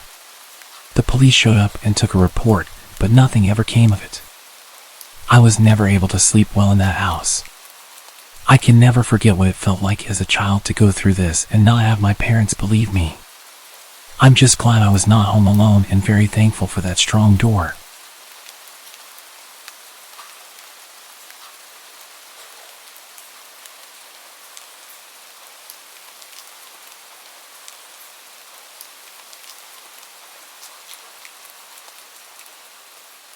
Hello. I'm a 20-year-old French girl. To set the context, I live in a suburb in a small residence with 6 houses. My gate is often broken, and most of the time it's wide open, giving easy access to our small courtyard. My house has 1 floor with 4 bedrooms, including mine. Downstairs, there's a guest bedroom which we use as a treatment room due to my health issues. It's where we keep all the equipment and medicines. I also have a dog who means the world to me. He feels everything and even senses my epileptic seizures before they happen. He can even tell when the nurses are arriving by the sound of their tires in our yard. He never barks unless there's a problem. A nurse visits me 4 to 5 times a day for treatments, including infusions. This is an important part of my story. One morning, as usual, my nurse, Sandra, arrived at 8 a.m. She administered my treatment, and we chatted like we always did. After about 40 minutes, she left, saying she might be a little late next time, but I shouldn't be worried. That day, my parents were at work, and I had a medical appointment in the morning. I was home alone, except for the nurse's visits every 4 hours. When I returned from my appointment, I sat on the sofa with my dog while waiting for the next nurse. When I heard tire noises, I thought it was Sandra arriving a bit early.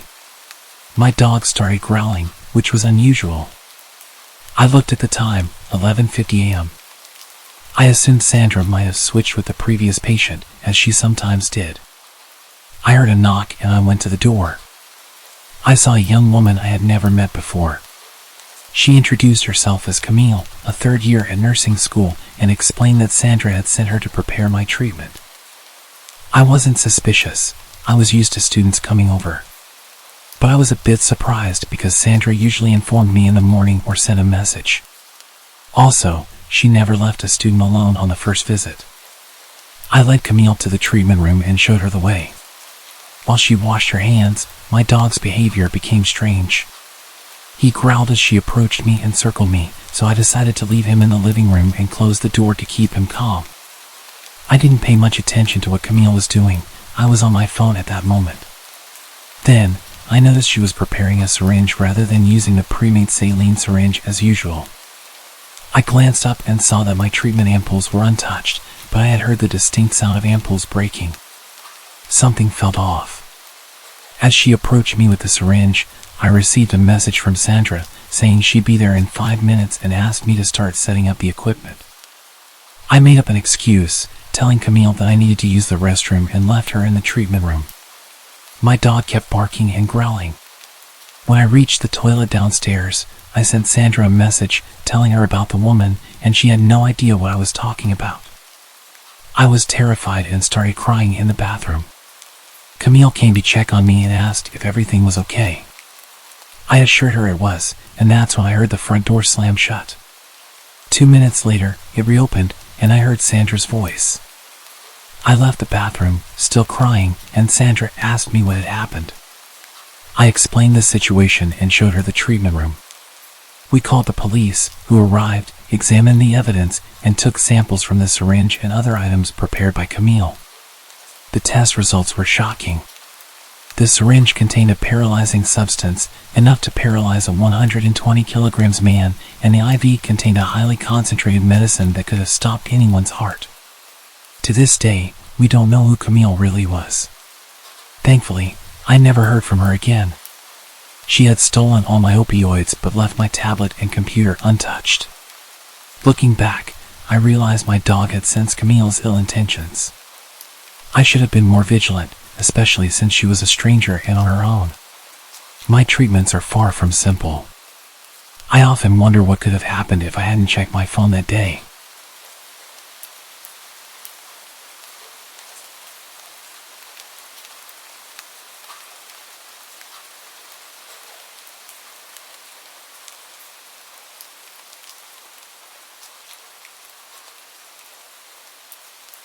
Okay, before I get into the story, there's a few things I need to explain about my country, South Africa, for you to fully understand the story. In South Africa, it's normal to have high brick walls with electric gates, electric fences, and alarms. The crime here is hectic. It's also pretty normal to have big gardens. My family and I are big animal lovers, so at the time we had 6 dogs. 2 Shar-Peis, 2 German short-haired pointers, and 2 dachshunds. With that being said, our dogs roam freely around the garden as it's obviously enclosed. We usually leave the veranda door open during the day for them to do their thing. Another thing about South Africa, it's normal to have a live-in maid and a gardener. Like, the average family usually employs them. It's not only for wealthy people, which seems to be a thing in other countries. For the story, our maid is Ellie and our gardener is Vince. So this happened in 2007 when I was 9 years old. My older brother was 10 and we had just gotten our first cell phones that day. My dad surprised us after work. You may think we were quite young to have phones, but it was used for emergencies or to communicate with our parents. Anyways, it's an important piece of info for the story.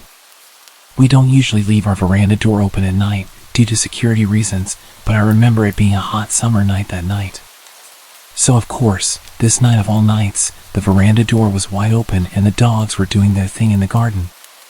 My brother and I were in my parents' room setting up our new cell phones, all excited. Ellie's daughter, who was 18, was like an older sister to us, and she was helping my brother and I. My dad was somewhere in the house and my mom was in the bath. I specifically remember the maid's daughter making a comment about how the dogs would not shut up and how annoying it was. That's when I noticed it as well. Sure, They'd bark, but it was usually the dachshunds that yapped when the bigger dogs just chilled.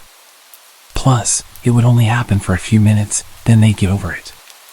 Something was different that night, as even the bigger dogs were barking non-stop. My dad appeared in our room and mentioned to us that he'd also noticed the dog's incessant barking, and he was going to check if everything was okay. No alarm bells went off in my head, and I don't believe my dad thought anything was amiss either, because my brother asked to investigate with him, and my dad agreed. I was obviously too engrossed in my new Sony Ericsson. My dad said he had a terrible feeling because of this, and because of how out of character the dogs were acting. He called after them. They'd usually come running, but tonight they all seemed to just look at him. They then turned back around and continued going crazy at this dark corner down the steps. My dad told my brother to go back inside the house and get a torch, sort of using it as an excuse for my brother not to come with him because of this off feeling. When my brother went back inside, my dad slowly approached the steps. He noticed how the dogs seemed to be snapping at whatever it was, hiding just out of view in the darkness. As he got to the steps, he noticed the lamp was smashed. Confused, he inched to the steps, and just as he realized what was happening, it was too late. My dad, being an ex-vet and avid hunter, felt something cold against his temple and immediately knew it was a gun. 4 men in balaclavas stepped out of the darkness, all armed. Shocked, he stood frozen on the steps. The man holding the gun to his head was instantly aggressive and asked him where my brother was. He said that he saw my dad come out with my brother, but my brother went back into the house. My dad said something came over him, and before he knew what he was saying, he responded by saying he's gone inside to press the panic button. As he said it, he saw how all of these guys started to panic. They started speaking in an African language called Zulu, assuming my dad couldn't understand because it's not common for white people to speak it. But my dad had actually grown up on a farm where he learned it fluently because of the farm workers. The aggressive guy holding the gun said, in Zulu, "Shit. The cops will be here any minute. Let's just kill this guy, grab what we can, and leave." The others seemed apprehensive, and a smaller guy seemed really on edge and continued to say how he can't go back to jail again. And they need to get out of there before the cops show, which would be any minute. He was panicking. My dad then took advantage of this guy's fear. My dad interrupted them, speaking English, pretending to not understand what they're saying, and said that we usually have armed response vehicles that drove in our area, and since my brother pushed the panic button so long ago, they'll probably be here any second. And that did the trick. My dad watched as their plan unraveled before them. The smaller, scared guys started freaking out all of the other guys, saying that they need to leave ASAP, or else they'd be caught. He seemed to make the others more nervous and lose confidence until they started full-on bickering amongst themselves. Their plan was slowly turning to shit, as a third guy had put it. The aggressive guy pointing the gun to my dad's head slowly lowered it as they started fighting, losing focus on my dad and shifting his focus onto his crew. My dad then used this as an opportunity to slowly back up the steps and turn to dart towards the house. As luck would have it, as my dad ran into the veranda door, my oblivious brother was heading out with a torch. My dad scooped him up under his arm and sprinted into the house, not even closing the door behind him. Silly, but I think he just wanted to get my brother inside as quick as possible without even thinking. The maid's daughter and I were obviously also oblivious to everything when my dad rushed through the bedroom door, slammed it shut, and told us to go upstairs into the attic. There's 5 guys outside with guns. They're here to hurt us. Get upstairs now. My heart sank. I remember my body automatically responding and me sprinting to the stairs. My mom ran out of the bathroom in a towel, not too far behind. We sat there in the darkness and silence. I swear you could hear a pin drop. I think we were all just waiting to hear something below us in the rooms. My mom cursed, saying she didn't have a phone, and neither did my dad. But as luck would have it, in my hand was my brand new Sony Ericsson. No better emergency to use it than now, right? My mom dials the police, and I kid you not, when they asked where we lived, they told us it wasn't in their jurisdiction. Sorry. Click. The line goes dead. We're now not only shitting ourselves, but we're flabbergasted. My mom starts cursing like a sailor again, and that's when my dad realizes, damn, He didn't close the veranda door, and what about Ellie and Vince, who are in their rooms, blissfully unaware of the danger they're in? He gets his firearm in the safe in the attic and tells us that whatever we hear, to not come downstairs. To stay hidden no matter what. Now I'm sobbing, begging my dad not to leave us, but he tells us he has to go get the others before something bad happens to them. Now there's even more tears, as reality hits that there's 2 other people still in danger. The maid's daughter is understandably in hysterics, because she's also fearing for her mom downstairs. My dad disappears and the air is thick with tension. We can still hear the dogs going crazy, indicating that those men were still on our property. My mom then calls another number, the armed security that drives around the area, and they say they'll be over in about 10 to 15 minutes. They say to wait and stay hidden until they ring our bell at the gate. We all wait in silence, fearing that we'll hear a gunshot or anything indicating these men are in our house. But there was just silence. The only sound was the dog's barks outside. After what seemed like hours, most likely a couple minutes, we heard stomping coming up the stairs and my heart rate quickened. I remember shutting my eyes and praying that it was my dad, with Ellie and Vince. Luckily, it was. We all hid for a while, no one dared to speak. The dogs seemed to have calmed down considerably, but were still barking every now and then. The gate intercom rang and my dad told us to wait while he checked if it was the security company, and sure enough, it was. He opened up and the nightmare was over. I remember standing up and my knees buckling from the adrenaline my body endured. The armed security somehow notified the right police for our jurisdiction, and everyone investigated the garden. They found that there were actually 7 pairs of footprints and that these guys had bent the spikes on our wall and just climbed over. We got an electric fence shortly after. So there must have been 2 other guys hiding in the shadows that my dad hadn't seen. Which is actually creepy in its own right. South Africa's violent crime is quite bad, and it's sickeningly common for torture and other terrible things to happen during home invasions. I was obviously so young at the time, I didn't know the horrors of the world and was just scared of my family getting hurt. Now that I'm older, just the thought of 4 women being in the house, and my mom being in nothing but a bath towel, gives me the chills to this day. The cops said the fact that there were so many guys, instead of like 1 to 3, indicates that these guys possibly had sinister intentions. Thank goodness nothing happened to my family, and I'm forever thankful for my dad's quick thinking regarding the panic button. Also, I'm so glad my dad understands Zulu and could manipulate the situation to benefit us.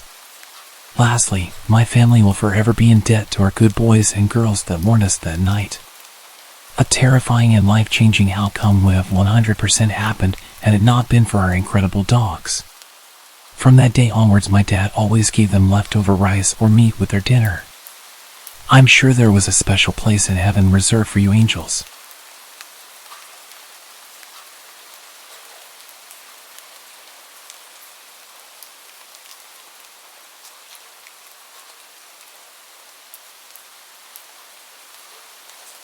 This happened last year when I was 17, and it's something I will never forget. I was home alone one weekend while my parents were at a work convention out of state. I was upstairs in my room playing Rocket League with 2 of my friends, talking to them on my headset when I heard a thump from downstairs. This wasn't unusual because I have 2 cats who often make a lot of noise while wrestling with each other. So, I resumed my game while turning down the TV slightly to check if the noise persisted. About 2 minutes later, I heard another thump, followed by what sounded like a grunt. I told my friends about the thumps, and they urged me to check it out, so I did. I began my walk downstairs, thinking my cats were wrestling rougher than usual. But as I got halfway down the stairs, I froze. I could hear what sounded like men whispering to each other coming from the living room. Crouching down to get a small peek into the living room, I saw 3 large men covered in all black, walking around. I can't describe the feeling in my chest when I saw this. Slowly crawling up the stairs from my crouched position, in typical horror movie fashion, the very last step made a very loud creak. The entire house was silent now, and I knew they heard it. Thinking on my feet, I ran quietly to my room, threw on my headset, and told my friends to call the cops and send them to my house. They sounded confused and asked what was going on, but but I just urged them to hurry and threw my headset on my bed. As I got to my door to close it, I heard 2 sets of footsteps coming up the stairs. I knew if I locked myself in my room, they would know where I was. So I closed my door and snuck over to my parents' room, purposely leaving the door open so they wouldn't think to check it. About 5 seconds later, I heard a pair of heavy boots hit the wooden upstairs floor, accompanied by another set of footsteps. They got louder as they came down the hall and stopped by my door. I heard pounding on my bedroom door, followed by a deep voice saying, "Open up," before I rammed this door down. I got chills hearing this. I made a break for my parents' bedroom window and slid it open quietly, but I must not have been quiet enough because I heard heavy boots go further down the hallway. As I was halfway through the window, a man came into view from the doorway and yelled as he ran towards me. At this point, I jumped out the window, and the man grabbed my ankles, trying to lift me back up. Luckily, I wiggled my feet enough to slip out of my shoes and onto the small roof above my back door. The man followed me out the window as the other man came to the window. I panicked and jumped off the roof, landing awkwardly on my left ankle. The commotion upstairs caused the third man, still downstairs, to spot me through the porch window and run outside to chase me down. I made it to the backyard gate, limping on one foot, before the man grabbed me and pulled me back into the yard.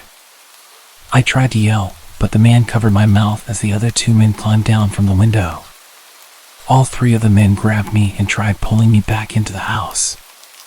As they got me in the house, I heard the relieving sound of police sirens pulling up. The men looked at each other and said, "Shit," before pushing me to the ground and fleeing out the back door. Limping on my one leg to the front door, I yanked it open and yelled that the men were in the backyard. 3 officers ran into the backyard while 1 officer helped me over to one of the police cars. They only caught one of the men, while the other 2 escaped over the fence. They threw the man into the other car as the officers came to question me. Shortly after, my 2 friends, whom I was playing with, pulled into the driveway on their bikes and rushed over to me to see if I was all right. I told them I was okay and thanked them for calling the police, potentially saving my life. The man that was caught was charged with burglary and attempted kidnapping. It turns out the men broke in through the basement window. I was thankful to escape with my life and only a sprained ankle that night. My lesson to all is to always follow your gut and never ignore any sound you hear while home alone.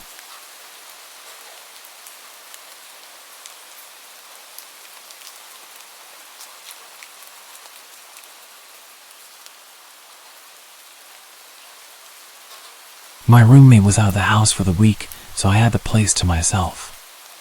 It was spring break, so my college classes were out. I had no plans and really nothing I needed to do. On Monday, I was basically trapped inside due to a huge storm blowing through our city. This was common around this time of year, but it still always seemed worse every time. The trees looked like they were going to blow away, and the house would shake and creak non-stop. Knowing I wouldn't be able to sleep, I decided to just stay up. I turned on the Xbox and started up one of my video games and played for well over an hour, probably until 11 o'clock when the doorbell rang. I paused the game and got up, but then I remembered the fact there was a storm happening. Who would be outside right now? I went over to the front door and looked through the peephole, but nothing. I opened the door. The wind and rain hit me right away, but when I looked around, I didn't see anyone. I closed the door and thought maybe the wind had somehow rung the doorbell. I don't know, it sounds dumb now, but what was I supposed to think? I went back to my game, but only a couple minutes later, I heard a huge crash in the backyard. It sounded like stuff tumbling over and breaking. I immediately knew it was our patio furniture and ran over to the back door. Everything was scattered around the yard, blowing around in the wind. I quickly put on my shoes and went outside, pushing each piece of furniture up against the back of the house. The wind was so heavy it would even hurt sometimes when the water would hit my face. I was rushing, going as fast as I could until I saw someone. They were standing at the edge of the backyard, watching me. I looked back at them for a moment but then grabbed the last piece of furniture and ran inside to escape the rain. I looked at the back door as I tried off, but the person was gone. Between that and the doorbell ringing, I was a little bit nervous. I sat in the living room this time, just scrolling on my phone because I was tired of being interrupted. After a while, I struggled to keep my eyes open. I got a blanket and laid down on the couch. I didn't feel like going upstairs, and the storm was much louder up there. It took a while, but eventually, I drifted off to sleep.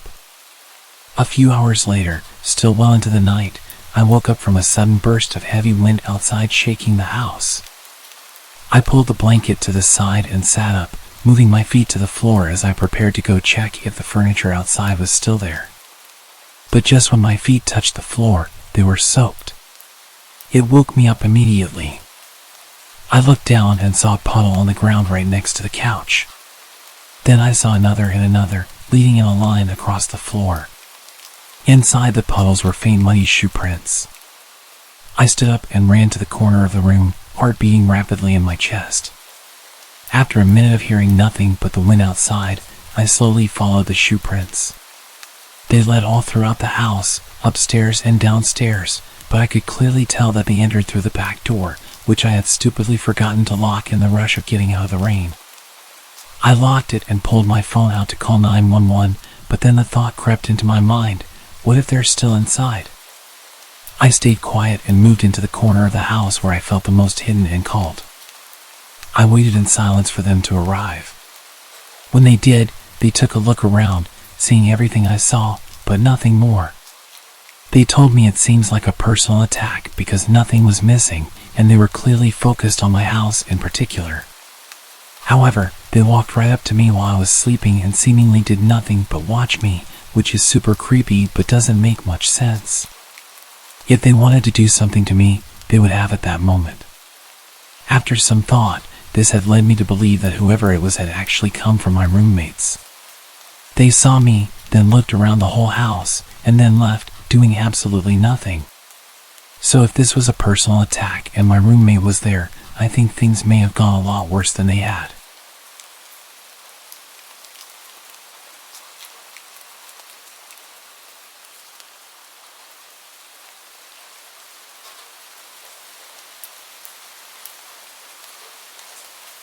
I want to share a story about the time my family's house got broken into. It was a really creepy experience. It happened one dark October evening while I was in high school. Back then, whenever I got home from school, I would go up to my room and lie on my bed and read some comics. On the day of the break-in, it was just me in the house. My family had gone shopping, so I shut myself in my room and lost myself in my books. It was great. I needed the toilet though, so I left my room, and that's when I noticed something strange. The smell of tobacco smoke. This was really weird since I don't smoke, and no one in my family does either. I'd never smelled this smell before in my house, so I went in search of the source of the smell. I began my search in my little sister's room as I noticed the door was slightly ajar. I pushed the door open and switched on the light, and in my little sister's room was a full-grown man. There was a stranger in our house.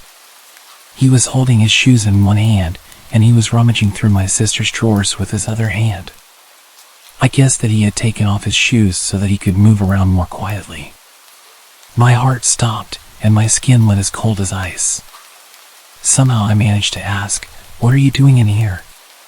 Despite my fear, he started babbling, creating random excuses, none of which were plausible. It was really crazy. My heart was racing now, and I didn't know what to do, so I just grabbed him by the arm. I didn't want him to escape, and he didn't resist or complain. He kept silent. Luckily, my grandfather lived close by, so I led the intruder with me to his house. When we got there, my grandfather called the police. After some time, the police arrived, and they filled us in on the details. After they interviewed him, it turns out that the man lived in one of the apartments across the street that looked directly into our house. Things got really creepy when he told the police that he'd been in our home several times. He said he liked to break in even when there were people in the house. Despite the police interview, the man broke down and confessed. He said the main purpose of his repeated trespassing was the fact that he was drawn to my sister. He had some sort of obsession with her.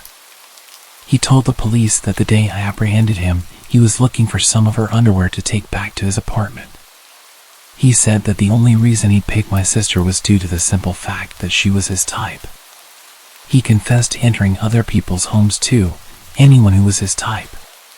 He said that the only reason he went unnoticed by the occupants was that he was very careful not to disturb anything or steal a thing. No one knew he was coming or going. It seemed that this guy had an understanding of our family's movements, our schedules, that kind of thing. It was clear that he'd been watching our house and our family for a long time. He knew how to get in easily, must have searched for a weak point of entry. He had done this many times without being caught, and my guess was that he began to get careless, which was how I was able to catch him. I only caught him due to the cigarette smell. I can't tell you how horrifying it is to find someone standing in a dark room in your house when you're at that age. I literally have no words for how frightened I was. Of course, we threw away all of my sister's underwear. We decided to get her new clothes. I mean, how could she feel comfortable wearing anything that man had touched? I think my sister has suffered mentally with this, and it's a thing I don't speak to her about. I'm just glad I caught him. Who knows what else he might have tried doing? Maybe stealing the clothes was just the beginning. I don't want to think about it.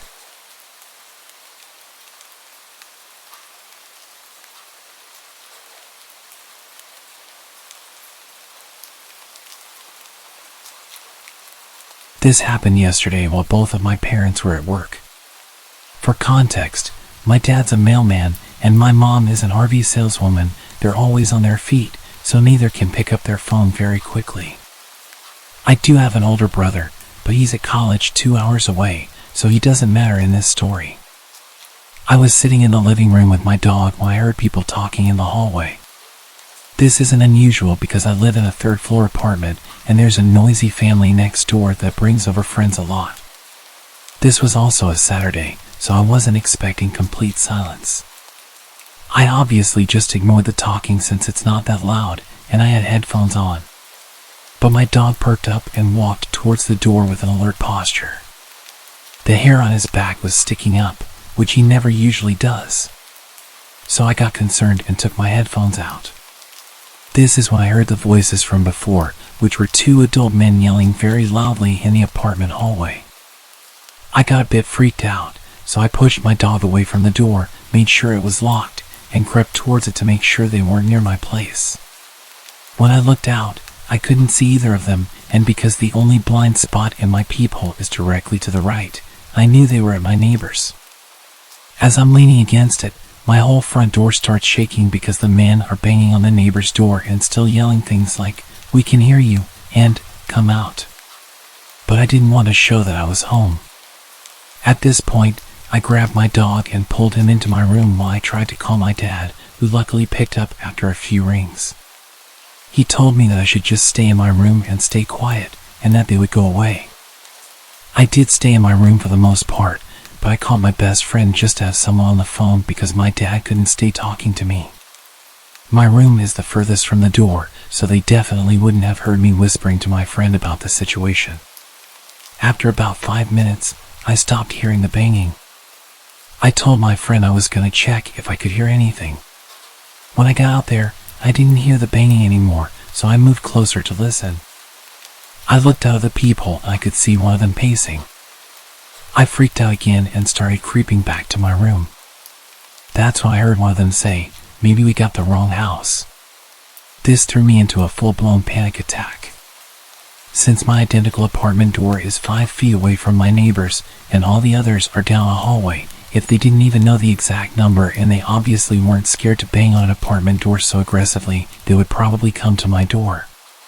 So, again, I pulled my dog into my brother's room since it had a lock, and I camped in there. I waited for about 10 minutes before I heard the banging calm down again. I couldn't hear any talking from my position. I was texting my friend, who also lived in the complex, about what was happening. That's when the banging started again, but this time they moved to my door. They went through the same routine, but they were much more aggressive. I could hear them slamming, kicking, and hitting my door, all while yelling for some guy to come out. I called my brother later, and he told me there's no way he could have been involved in this, especially because he's 19, and those men had to have been at least 25. I called my dad again, and in his panic, he told me to go out of the room and tell them there's no guys in the apartment, that I'm just a girl. But I just told them I'm gonna call the cops. I know they weren't just looking to break down a door, and that they were targeting this guy who did them dirty. But I still didn't want to go out there because one, even if they're looking for someone else, I don't know if they have weapons, and in their enraged state, they might just cause harm. But they still have the info on me, which leads me to number 2. I'm a high school freshman girl, 5'4", and less than 100 pounds. Quite frankly, I have no fight in me. For example, I'm terrified of knives, so I brought a bowling pin from my room for protection instead. Plus, I was in the middle of a panic attack. I stood no chance against 2 adult men at my door, so letting them know I'm a teen girl home alone isn't the best idea. I sat next to my locked bedroom door with my dog as I called the cops. I tried to keep him quiet this whole time, but I didn't want to be suspicious during this situation. I made sure not to talk to my friend while I was out of the room to keep quiet and tiptoe everywhere so they didn't know anyone was home besides the dog. I'm pretty sure they didn't know anyone was home, even though they said, "We know you're in there," during their yells. Because earlier, they were unsure if they even had the right place. I was on the phone with the cops for a few minutes before I heard light knocking at my door, making me realize I wasn't so much in shock that I didn't even know the banging had stopped. The operator said it was the cops, so I ended the call and answered the door. The officers told me the guys took off just before they got there, and they asked me a few questions about male family members and if they could have any correlation with this.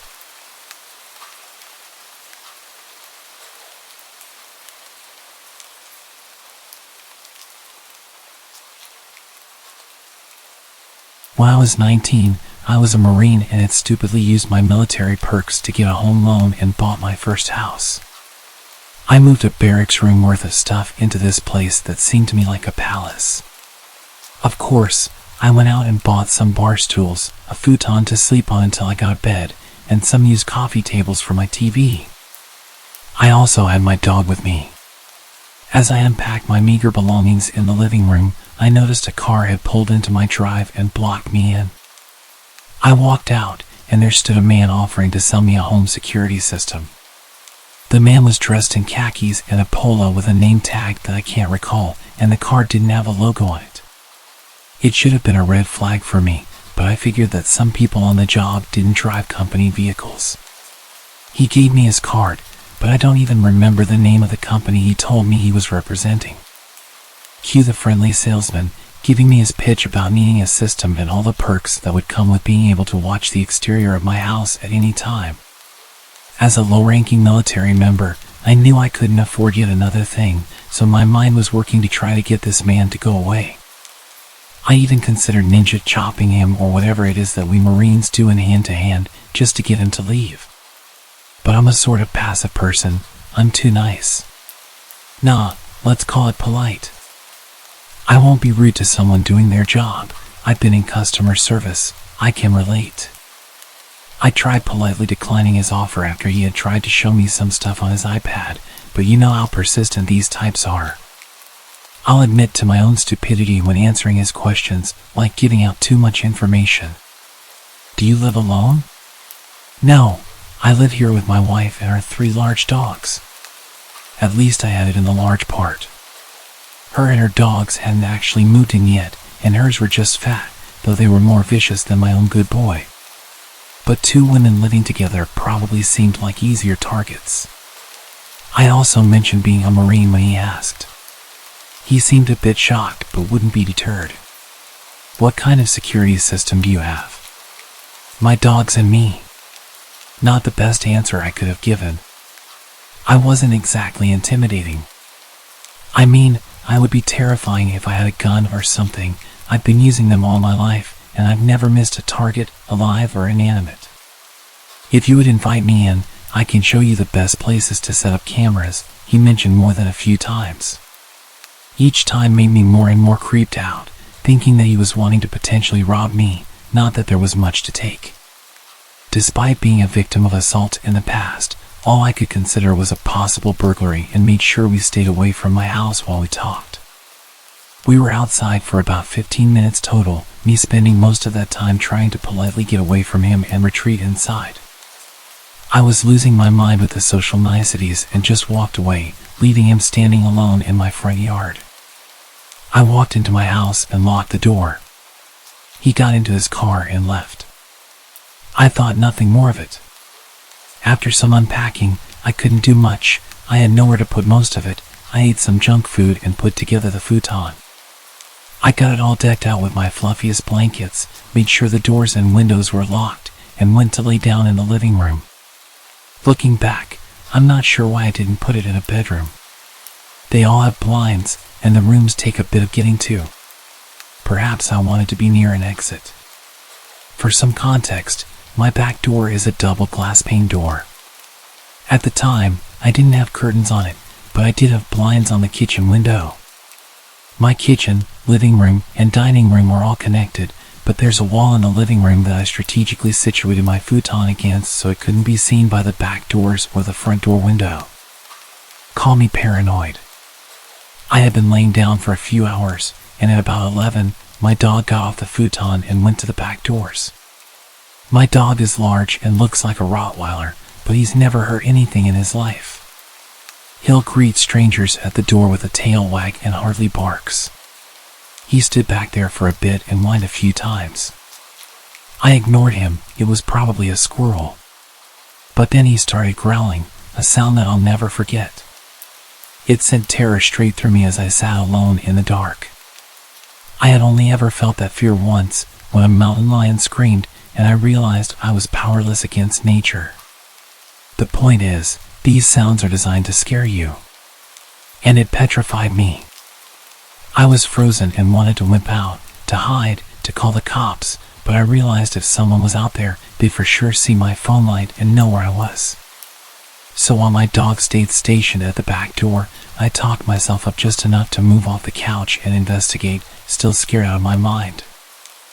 I slunk to the kitchen and grabbed a kitchen knife, one of the only utensils I had, and crept to the kitchen window.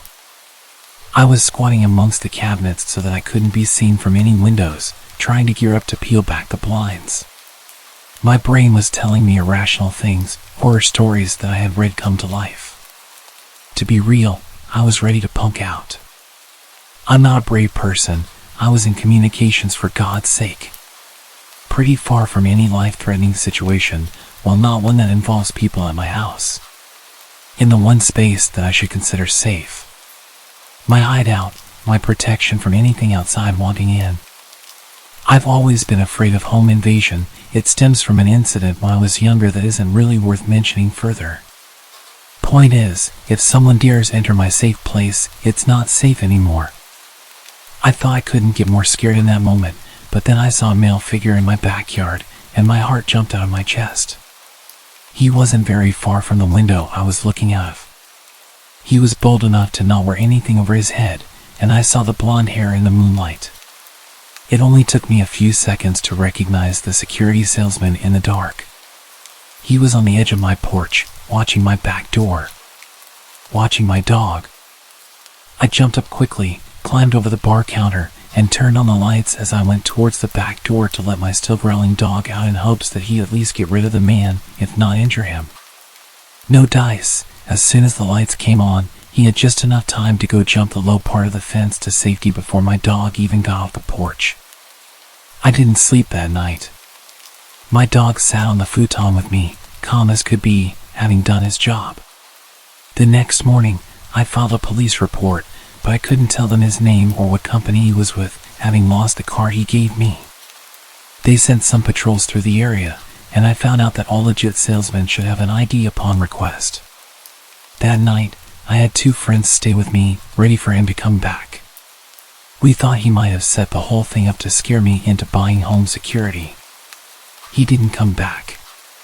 And I haven't seen him since.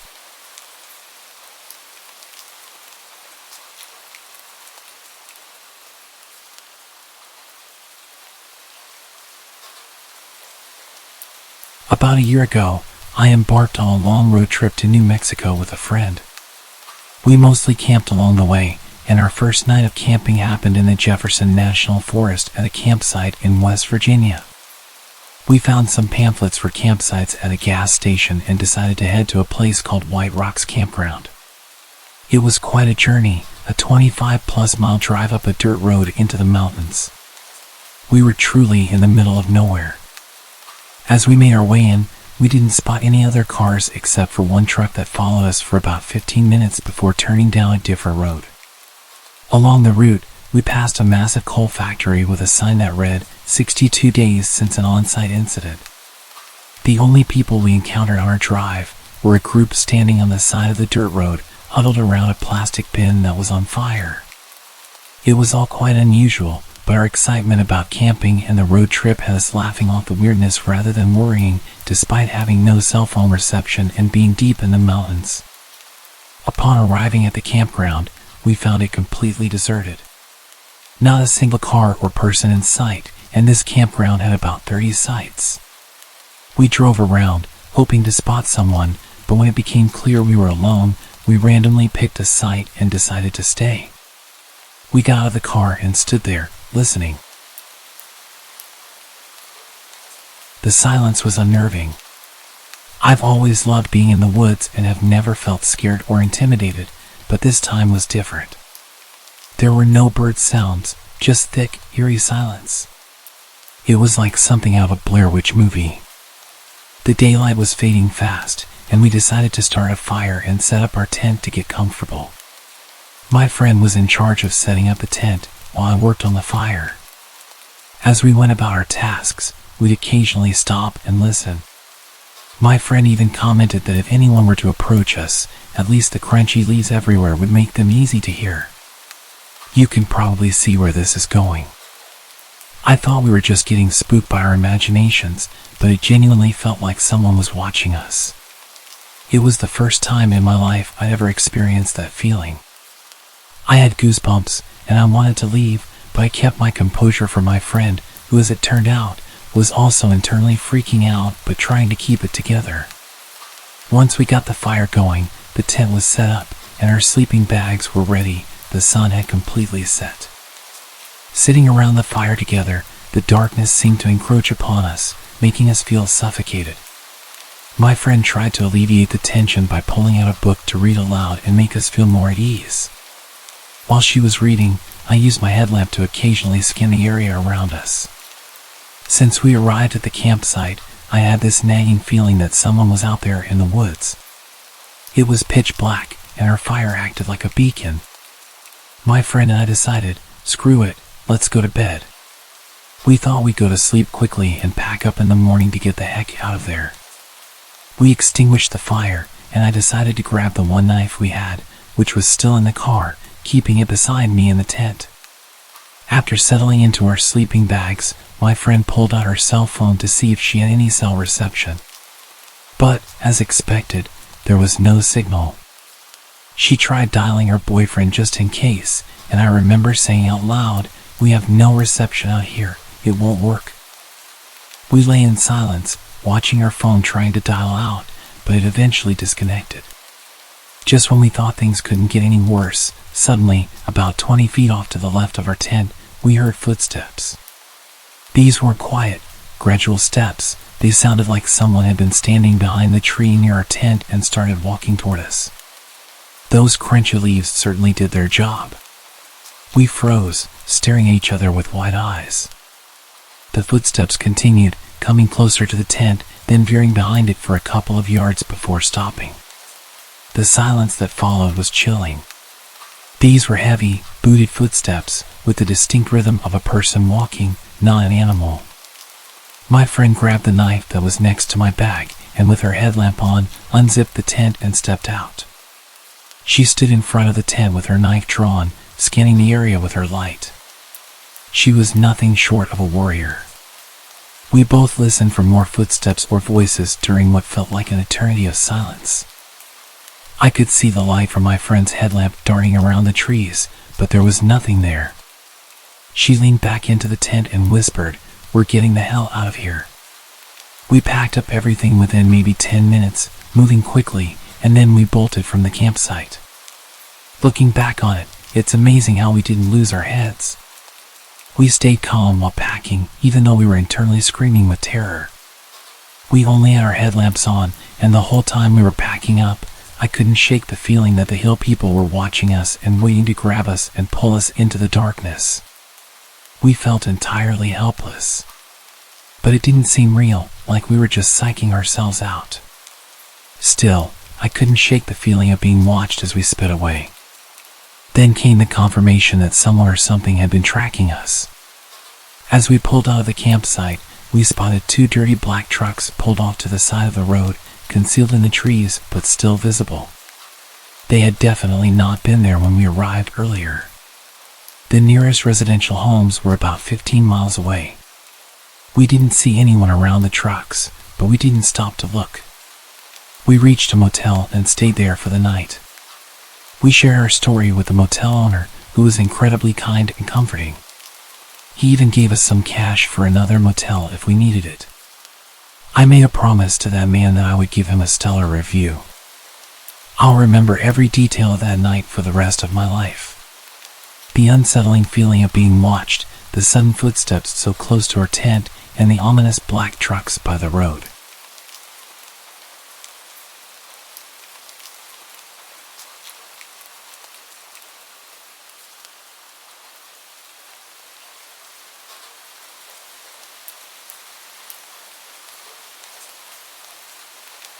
In the 90s, before everyone had cell phones, my Girl Scout troop was camping in a state park when a terrible storm came through the area with major flood warnings. The rangers at the park frantically came through every campsite and evacuated everyone to higher ground. Everyone, that is, except my group and the Boy Scouts in the site next to us. We went to bed with light rain, but woke in the middle of the night to our tents collapsing from the water quickly rising. The Boy Scouts, they were 12 to 16 years old, we were between 7 and 9, helped us quickly pack our site into our cars. Unfortunately, the roads were too dangerous to drive because we couldn't see how deep the water was. And we didn't know if any sections of the road had washed out. We abandoned all the vehicles and used the map that the scout leaders had to find someplace that wouldn't be flooded. A few miles away there were treehouse cabins that were built around a tree and lofted 15 feet in the air. It was decided that we needed to move quickly, and that was our best shot. The older boys and the adults carried the smallest girls when it became clear that the wind was preventing them from staying on their feet. The wind and rain soaked everyone through to the skin. We made it to the cabins, and the adults broke in and raided the emergency supplies there for space blankets. There was no way to build a fire because there was no firewood. It had been especially dry this year, and starting campfires was forbidden due to risk of starting a forest fire. I remember shivering for hours, all of us girls in the middle of a huddle on the floor with the boys on the outside trying their best to keep us warm. One of the boys asked us if we knew any Girl Scout songs. We sang every song we knew, and the leaders taught us a few more that they had learned. At some point we convinced the boys to sing in rounds with us. The storm lasted through the night. Some girls started crying, and I remember one had a panic attack. The sound of the storm battering away at the cabin would send creaks all along throughout the space. The fact that we were essentially in a treehouse made the whole thing even more scary. I was convinced that we were going to be blown over and either fly away or all be crushed when we hit the ground. It was impossible to even see what was happening outside. You could just hear the sound of the water, the rustling of the trees, and the creaking of the cabin. If we didn't die from the cold, we'd definitely die in the rushing water. The storm continued battering the cabin long throughout the night. Eventually, once we were a bit more dry, a bunch of us managed to fall asleep. I'd been lying there for what felt like hours, struggling to doze off due to the loud banging. I'd constantly jump up when I was half asleep and couldn't quite get there. In the early hours of the morning, I was lying down staring at the ceiling when I started to finally not be able to keep my eyes open anymore. I closed them and felt myself slipping away. A branch flew through one of the windows in the cabin, throwing glass everywhere and waking up everyone. The room was full of screams, and the camp leaders were frantically trying to calm us down whilst figuring out what had happened. The place was still really dark, and a few kids had been cut with the glass. The older boys and the camp leaders helped patch everyone up and dealt with the glass situation. If there was any night to earn some medals, it was definitely this one. We all really came together, and I felt safe with those people, even though the situation was so dangerous. Morning came, the rain slowed down to a light drizzle, and a ranger showed up assessing damage to the park. He discovered us and immediately drove to get help. They returned with a bunch of trucks and all-terrain vehicles and drove us to a location where doctors were on site to evaluate us. It was sheer luck that none of us had anything worse than the chills and a few cuts from the glass. It could have gone worse than it did, and we were unbelievably lucky to have survived at all. We could have easily died in our sleep if the flood had come through all at once instead of slowly rising. If the Boy Scouts hadn't been there, then us small girls could not have made the hike to safety. If we had tried to drive, we would have been washed away.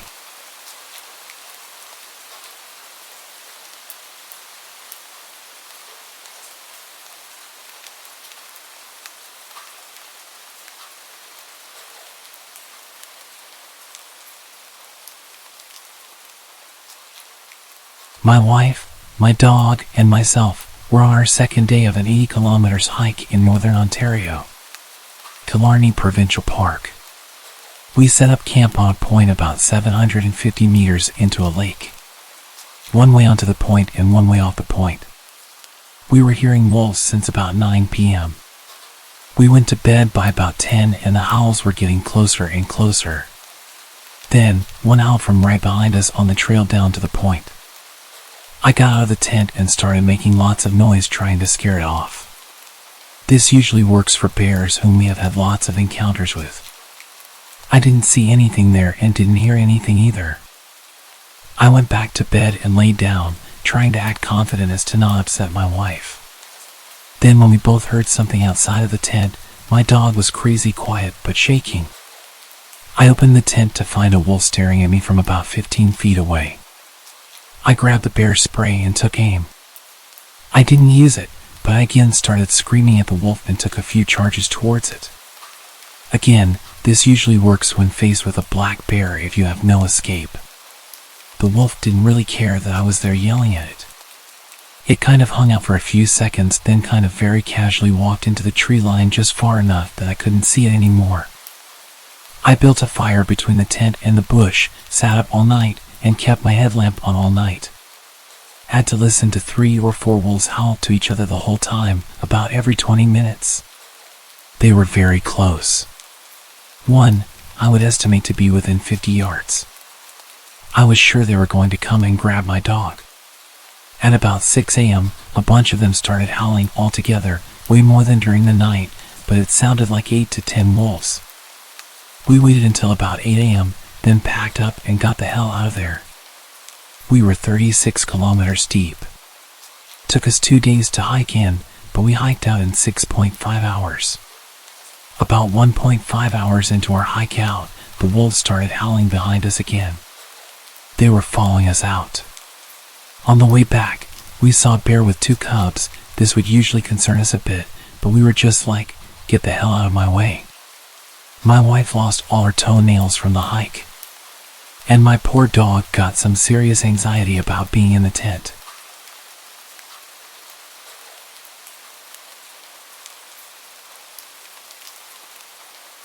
I remember that summer vividly. I was about 15, and my family decided to spend a few weeks camping near the lake.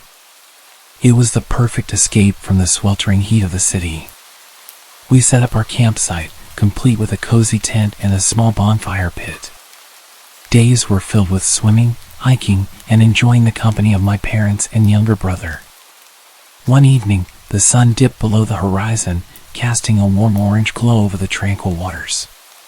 The crackling of the campfire filled the air, and we all huddled close, sharing stories and roasting marshmallows. My little brother was captivated by the stars that dotted the night sky, and my parents laughed and reminisced about their own childhood camping trips. As the fire dwindled and everyone retreated to their tents, I lay in my sleeping bag, feeling the cool breeze against my skin. I could hear the distant hum of insects and the soft lapping of water against the shore. It was peaceful, serene, until a rustling noise interrupted the quiet. I lay still, my heart quickening as I strained my ears to listen. The rustling grew louder, closer. A chill ran down my spine as I realized that the sound was coming from just outside my tent. It was too rhythmic to be the wind, it sounded deliberate. Fear clenched my chest, and I held my breath, hoping that whatever was out there would just move along. But then, I heard it, a low, guttural growl. My pulse raced, and I felt a surge of adrenaline. I knew I needed to see what was causing the noise, even though every fiber of my being was screaming for me to stay hidden. With shaky hands, I unzipped the tent just enough to peer out. Moonlight filtered through the trees, casting eerie shadows that danced on the ground. And there, just a few feet away, I saw it. It was a large, hulking figure, partially obscured by the darkness. My breath caught in my throat as my eyes locked onto it, two glowing orbs that seemed to pierce through the night. The growl grew louder, more menacing, and the figure took a step closer. Fear paralyzed me, my mind racing to make sense of what I was seeing. My instincts told me to stay hidden, to stay quiet, but curiosity and dread pushed me to inch the tent flap open just a bit more. That's when I saw its shape, a massive, shadowy creature with elongated limbs and sharp glistening teeth. Its eyes never left mine as it stood there, almost as if it were studying me, assessing my fear. As the seconds dragged on, I felt a sense of dread. I couldn't tear my gaze away from those eyes, and I couldn't shake the feeling that this was a predator, a force much more powerful than me. My heart pounded in my chest, drawing out the sounds of the night, as I realized that whatever this creature was, it was not something to be trifled with. And then, just as suddenly as it had appeared, the creature turned and melted into the shadows, disappearing into the night. The woods fell silent. I zipped the tent shut, my mind racing with questions and possibilities. Morning came, and I emerged from my tent, shaken but determined to find some rational explanation for the night's terror. I scoured the area around the campsite, half hoping to find evidence of a prank or a wandering animal, but there was nothing, no signs that the creature had ever been there. I tried to shake off the unease, chalking it up to an overactive imagination and the dark of the night playing tricks on my mind. Reluctantly, I shared my experience with my parents over breakfast, expecting them to dismiss it as the product of my teenage imagination. My dad chuckled, attributing the sounds to a nocturnal animal, probably just a bear rummaging around the campsite. Mom nodded in agreement, mentioning that bears were known to roam these parts from time to time. As much as I wanted to accept their explanation, a gnawing feeling remained deep within me. I knew what I'd seen and heard. It was no bear. It was something bigger, something much scarier. Even now, years later, whenever I'm surrounded by the tranquility of the great outdoors, I can't help but think about that night. I've heard the usual explanations, the logical reasoning, but deep down, I'm certain that what I encountered was something different, something you hear about in urban legends. I always think about going back to that place with some friends and searching for that monster. But that's probably not a good idea, is it? I love to go camping. Been doing it my whole life. Never had a scary experience until this past summer. My boyfriend and I decided to go out to the gorge for some quality time camping. We had always gone with several other people, but this was the first time it was just the two of us. When we got out of the car to prepare our gear for the hike back to the camping spot, two sketchy-looking dudes came out of the trailhead, looked us up and down, and got into their old-school VW camper van. I had a weird feeling but shrugged it off and proceeded back to our camping spot. I had previously camped in the same area a handful of times and knew it pretty well. Once we got back there, I knew of a handful of different camping spots and proceeded to check them all out for the one that would be ideal. I noticed what looked like someone camping further up the hill, so I picked a spot a little further down where we'd be mostly out of sight. Not out of earshot though, as I heard yelling over on the trail. It was starting to get dark by the time we got everything set up, so I figured I'd start looking for firewood. Suddenly, this guy appears out of nowhere and asks us if we'd like any help and offered to sell us a bundle of firewood for $10. I laughed because we were in the woods, thus surrounded by wood which I could pick up off the ground for free.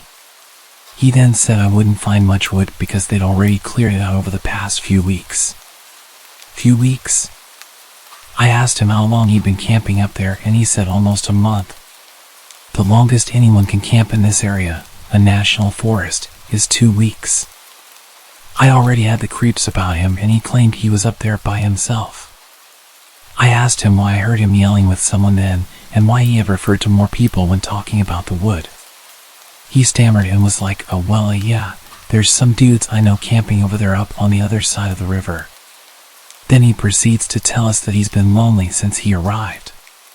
He was from Pennsylvania, took a bus to Lexington, Kentucky, and had been living in the woods back behind where I currently work. I knew exactly where he was talking about because I see homeless, immigrants, and drug addicts coming in and out of those woods every day. So basically, he was a homeless man who somehow got a ride out to the gorge and decided he would just live there instead. He had been living on snakes, bugs, and selling firewood for food and beer. But he said we were the first people he'd seen in a few weeks. His stories were all over the place, and I knew he was lying about a lot of what he told us. He wasn't alone even though he claimed to be. He even took us to his camp where there was tons of stuff for several guys, not just one. He said he liked camping up top where he could see everything and everyone. By now it was dark and he helped us get a fire going. I was trying to politely get him on his way back up the hill so I could have a minute to process all of this. When he left, I started whispering to my boyfriend that there was no way in hell I could sleep with that lying sketchy homeless creep right up the hill.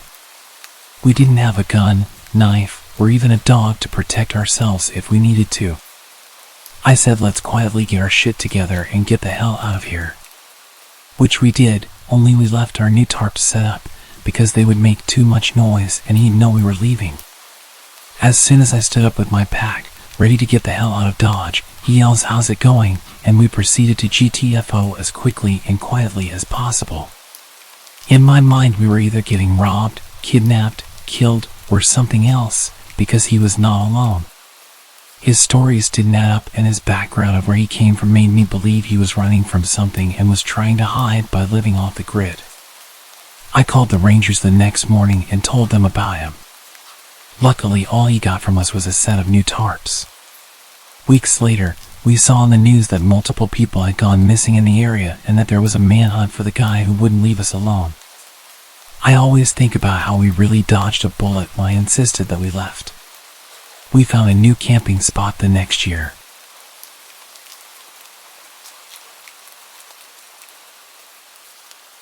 I was about 11, my sister was 13. We slept in the living room of a little caravan we used to stay in over summer.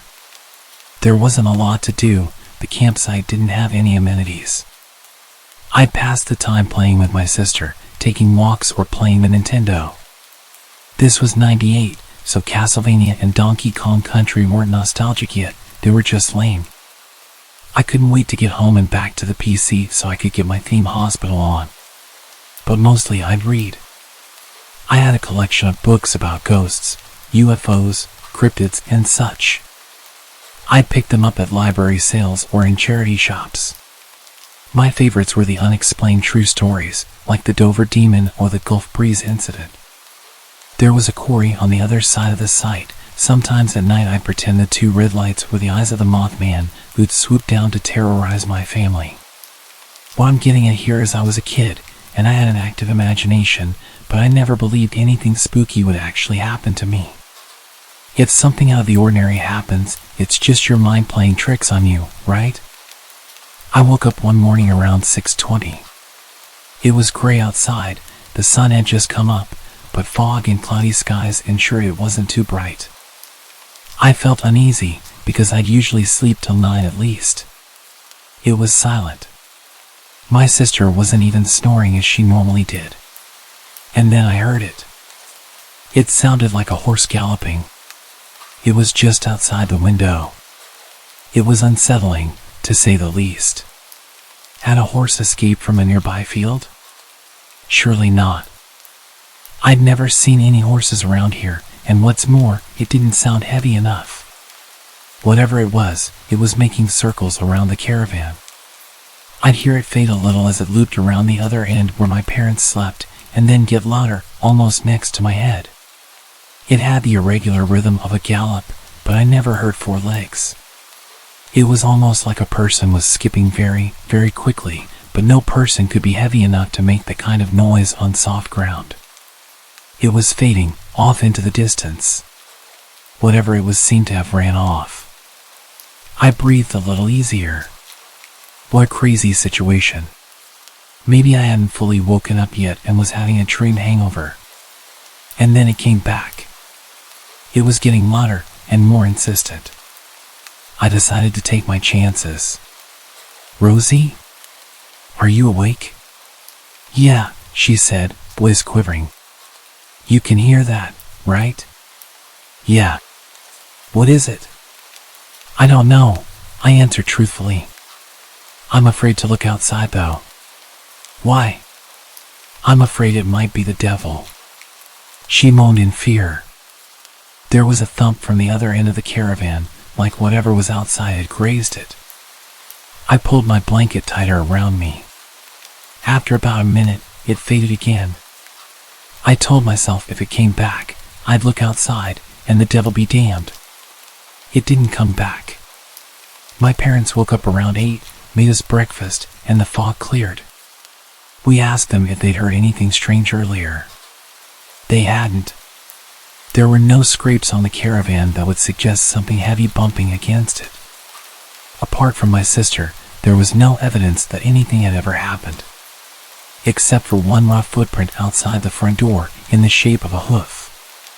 To this day, I regret not looking outside to see what it was. But when I wake up in the middle of the night and everything seems so strange, I understand why I didn't.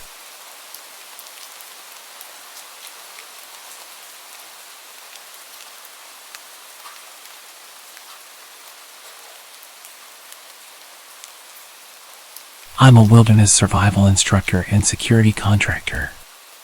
A couple of days ago, a good friend of mine, who is also one of my students, informed me that his dad just acquired 150 acres of land in a secluded and mountainous part of my state. This is someone with whom I've explored the woods before. He's more than competent when it comes to wilderness survival. The property, largely unexplored except for 100 yards that his dad had used for his horses, who are currently roaming freely, seemed intriguing. According to my friend, his dad got an incredible deal on the land. Given my friend, now a father of 3, doesn't get out into the woods often, I agreed to join him for what seemed like a fun outing and much-needed break. We share interests in our indigenous roots, cars, wilderness survival, and various other activities, ensuring lively conversations while in the woods.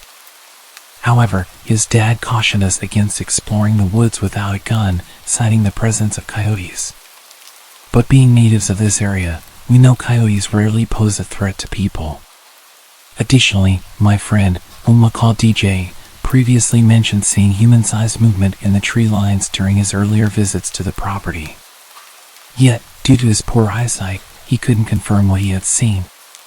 For our exploration, I brought along my AR and a small flint napping kit, mainly for amusement. And off we went onto the property.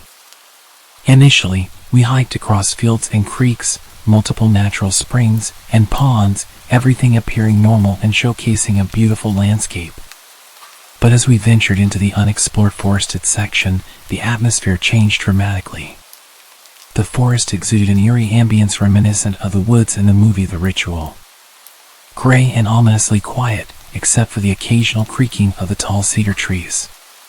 It felt like we were being observed from every angle. The air carried a putrid stench, akin to rotting flesh. Intrigued, we followed the smell and stumbled upon the remains of 3 to 4 cows. I took a video of them to show them to anyone who might know what could have done this. Examining the exposed skulls revealed no evidence of bullet wounds. Something had killed them, scattering their bones over a 30-yard area. Large and vague footprints surrounded the remains. Pressing deeper into the woods, accompanied only by silence, the smell of death, and the sound of our own heartbeats, we noticed various tracks along the stream.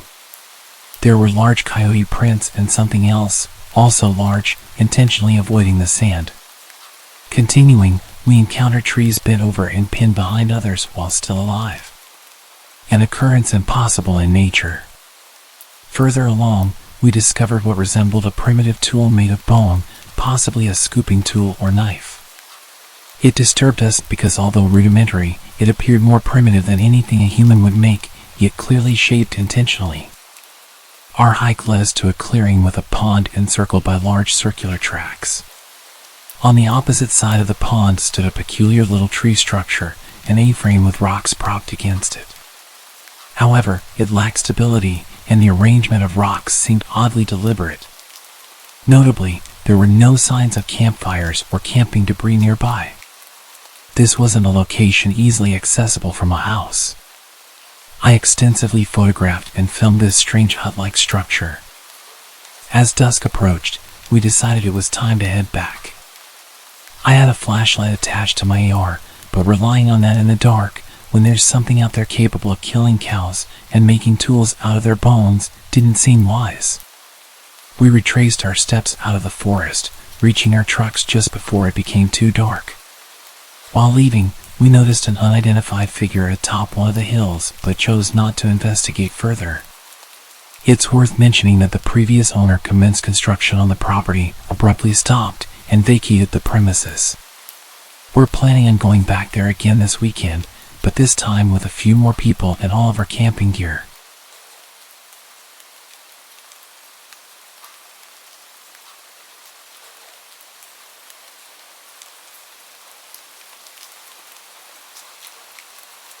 I grew up in these woods and usually feel comfortable there. However, I stumbled into a few unsettling situations that would stick in my mind forever. This was one such occasion. I was 18 at the time. One evening, my two friends, Mike and Paul, and I decided to go camping. Well, camping might not be the right word since we didn't plan to spend the night, just chill and have some fun around the campfire for a while. The plan was simple: head out, build a campfire, drink a few bottles of wine, eat something, and head back home for a good night's sleep. We met at my house while it was still sunny outside, got ready, and headed out. Our destination was an old abandoned quarry in the middle of the woods, about 40 minutes from my house. Even though the quarry had a tragic and frankly creepy history, it was a popular place for such occasions. When we got there, the sky was already reddish as the sun slowly sank behind the hills. We quickly gathered all the firewood we could find so we wouldn't have to look for it later. As darkness fell and everything around us turned into impenetrable blackness, we managed to get the fire going.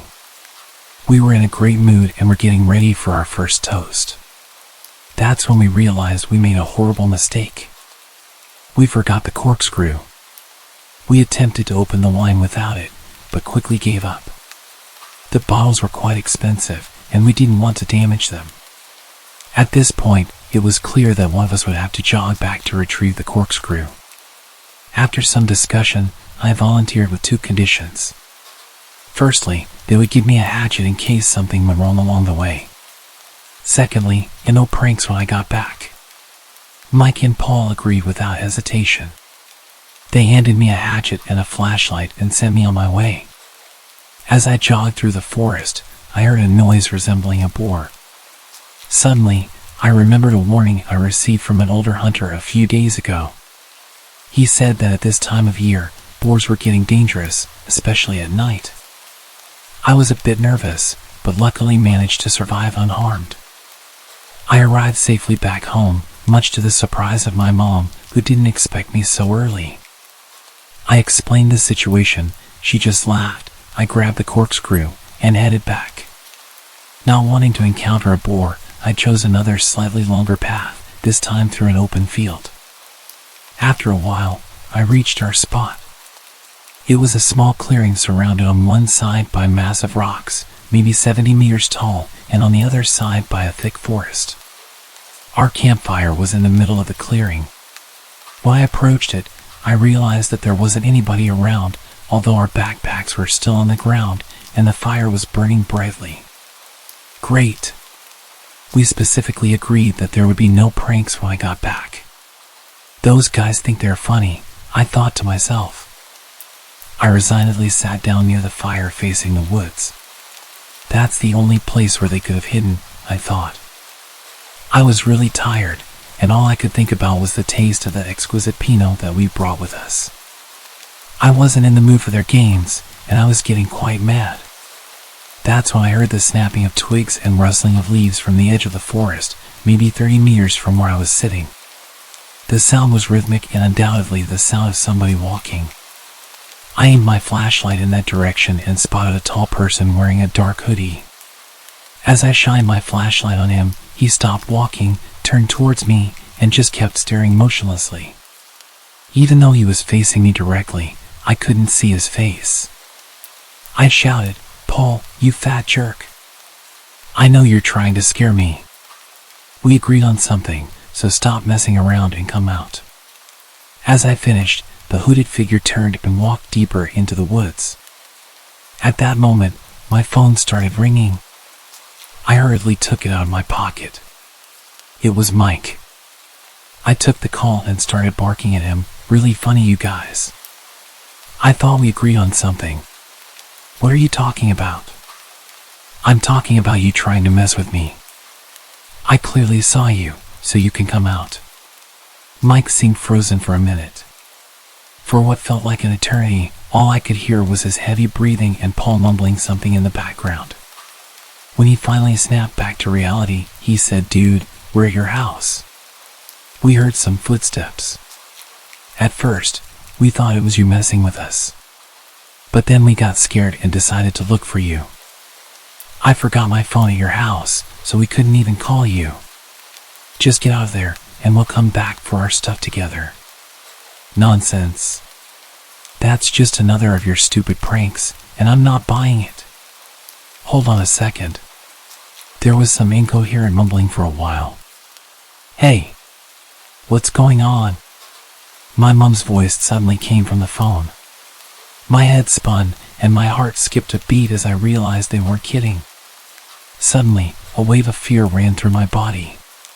However, I managed to convince my mom that everything was fine and that she shouldn't worry. She gave the phone back to Mike. "Just leave everything and come back. We're heading over right now. We'll meet you halfway there. I'm not going anywhere alone again. You better get here quick. I'm waiting for you." I hung up. I didn't want to make any more noise than I already did. I quickly turned off my flashlight and backed off from the light of the fire. I moved all the way to the huge wall of rocks, figuring that if I had my back covered, it would eliminate one possible approach for the unwanted visitor. I stood there in complete darkness, trying not to make a sound while tightly clutching my hatchet, which would be my best friend for the next half an hour. I had to convince myself not to curl into a ball in fear. Even my own body started to betray me as my hearing worsened due to my wildly beating heart. I tried to calm myself, but in the worst-case scenario, every bit of adrenaline would help. After what seemed like an eternity, I spotted 2 weak light beams coming from the forest. I heard Paul shout my name. I'd never been so relieved. I finally ran out of my hiding spot to greet my friends. For quite some time, we just stood there, laughing from relief. We even got a bit cocky and considered staying. After all, there was just one, supposedly, creep lurking between the trees, and there were 3 of us. Funny. Minutes earlier, I was terrified, and suddenly I was full of tough bravado, thinking, what could possibly happen? In the end, good judgment prevailed, and we decided to leave. We packed our things, extinguished the fire, and left. We took our wine bottles to enjoy somewhere else. Somewhere well-lit and safe.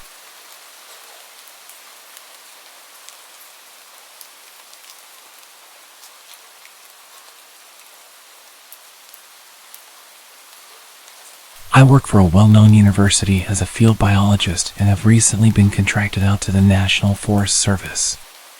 My first assignment has been in the Potomac district of the Monongahela National Forest. Basically, I receive GPS coordinates and I either drive or hike to the designated spot and do what they want. This could be setting up trail cameras or counters, monitoring equipment, trail surveys and the like, and then recording the data 24 hours after placement. No big deal. I thought it odd that they specifically requested I place the cameras only 3 feet off the ground and some of the infrared cameras in the trees at specified heights. Some of these locations are on designated trails, but some are way off the trail in places that humans would never go. Sometimes, there isn't a hotel or lodging close enough. These are the remote mountains in West Virginia, and the Forest Service has outfitted me in some pretty dank camping gear on the occasions I might have to camp. I am an experienced hiker and camper and have spent many nights alone out in the field due to my career choice. I am a woman, about 5 feet 6 inches and 130 pounds, but not really afraid of anything. Again, the Forest Service has outfitted me well and I wear an emergency beacon that will send every law enforcement officer in the area to my location in no time. So I have been assigned to this district for a few months now and have really enjoyed my work. West Virginia is very remote and unspoiled, and that's why I enjoy my work. I get to see things most people would never see in their lives, and I have had so many positive and almost spiritual moments up until a few nights ago. I was working up near Spruce Knob, which is the highest point in West Virginia. It's essentially a complex system of trails, wilderness areas, camping, that kind of thing. It has also been snowing with howling winds and ice storms. I was camping up there to complete my work, and while the conditions were rough, I was almost enjoying it. My first night in the woods was pretty peaceful. I made dinner, set up camp and drank some whiskey and smoked some really good bud. I snuggled down in my sleeping bag and slept like a rock. It was very cold, but I wore this turtle fur face mask thing and didn't feel the cold too much. I woke up at dawn and went about building my fire back up, and I was starting some coffee when I noticed all this churned up snow around my campsite. Not tracks, just churned up snow like someone or something had kicked it all around. Weird, but whatever. I had a 15-mile hike to set some cameras and didn't have time to really wonder about it. I set off on my hike, did what I had to do, and started back to camp. I never wear headphones or anything like that, because hearing is one of the most important senses in the wilderness. I want to be able to hear any animals, people, etc. before I see them. It was already past dark when I made it back to camp, and I was too tired to do anything except strip down to my base layer, get in my sleeping bag, and pass out. Around 2 a.m., I woke up because I could hear people talking. People. I was about 30 miles up a gravel road that was locked with Forest Service gates and about 10 miles from where my truck was parked, and I could hear voices. I completely lost it. I have a firearm and I quietly retrieved it from my pack and got back in my sleeping bag and cocked it and waited. I was on high alert, all my senses going wild. Eventually the voices faded and I couldn't hear them anymore, but I never went back to sleep. At daylight, I emerged from my tent to more churned up snow and my 2 trail cameras hanging from a tree about 5 feet from my tent. These were cameras that I had placed 15 miles out from my campsite. I packed my stuff as fast as I could and practically ran back to my truck.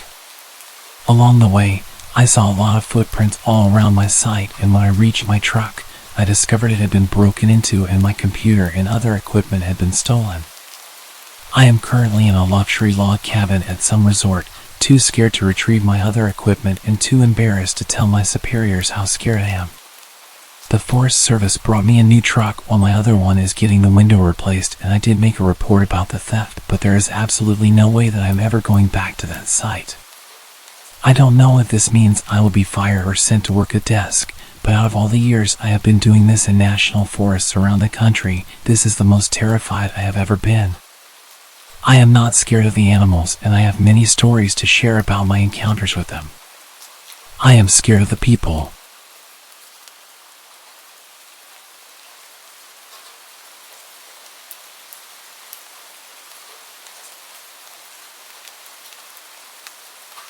I've held this story in for the last 6 years because it sounds crazy and I got told not to talk about it.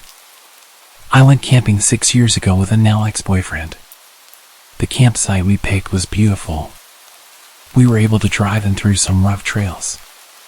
The spot we picked was next to some hiking trails that weren't very far from some natural hot springs and a huge waterfall. We were in the middle of nowhere, absolutely no one was around. We set up camp next to the car, went hiking, soaked in the hot springs, came back, and had dinner. It was all very normal. Until we woke up the next day. I need to give some context as to how we slept that night so you can understand my confusion.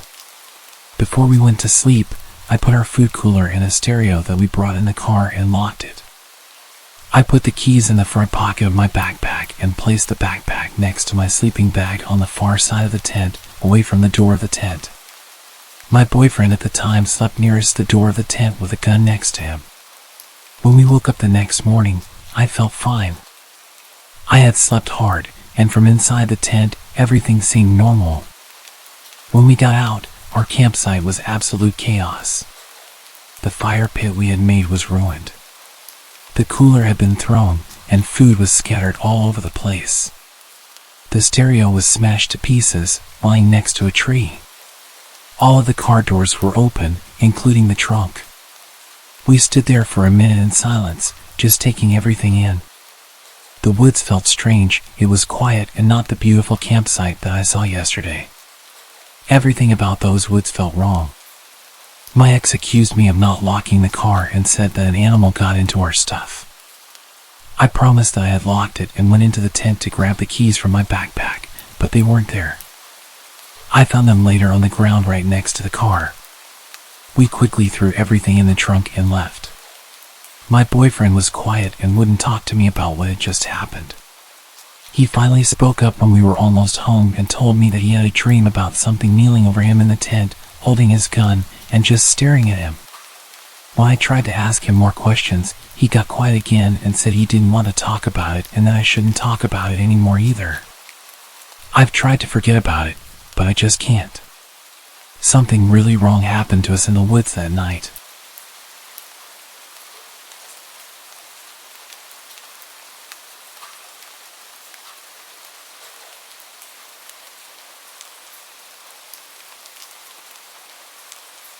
This happened about 10 years ago, in August 2013. I was camping in far north Queensland, Australia, in a place called Barron Falls. I'm a 21-year-old girl, and I was camping with my 2 male friends who were backpacking from Estonia, Theo and Charlie. Where we set up camp was not an official campsite. Instead, we walked along the tourist path, climbed over a railing, followed a train track for a few kilometers, and eventually veered off into the dense forest, downhill to the river. It certainly wasn't easy to get to this area, and there wasn't any mobile phone service, but Theo knew about it from friends who had shown it to him previously. The sight was beautiful. We were surrounded by a tropical forest and were only a short walk upstream from the waterfall. After setting up camp, we walked to the waterfall where both Theo and Charlie plunged from the cliff into the water below. I decided not to follow. I was, and still am, scared of heights and the possibility of hurting myself. I sat and watched them for a while before eventually deciding to return to camp and read my book. I was totally relaxed, enjoying the serenity, taking in the beauty around me. What had been an exciting, adventurous day was then interrupted by a deep, sinister laughter coming from the forest surrounding our campsite. Instantly alerted, I felt chills run through my body as I scanned the forest trying to detect where the laughter had come from. There was nothing. I tried to forget about it, convincing myself that my mind was playing tricks on me. Theo and Charlie returned and told me that they had forgotten fire lighters for the campfire. They said that they need to travel to the nearest store to buy some and that I should wait at camp. I told them that I didn't feel comfortable staying at camp, but didn't mention the laughter I'd heard before. I didn't want them to think I was stupid, and for context, at the time I had quite a large crush on Charlie.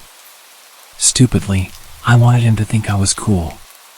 They told me it would be fine, that they would be back before dark. Reluctantly, I agreed, and they made their way to the store.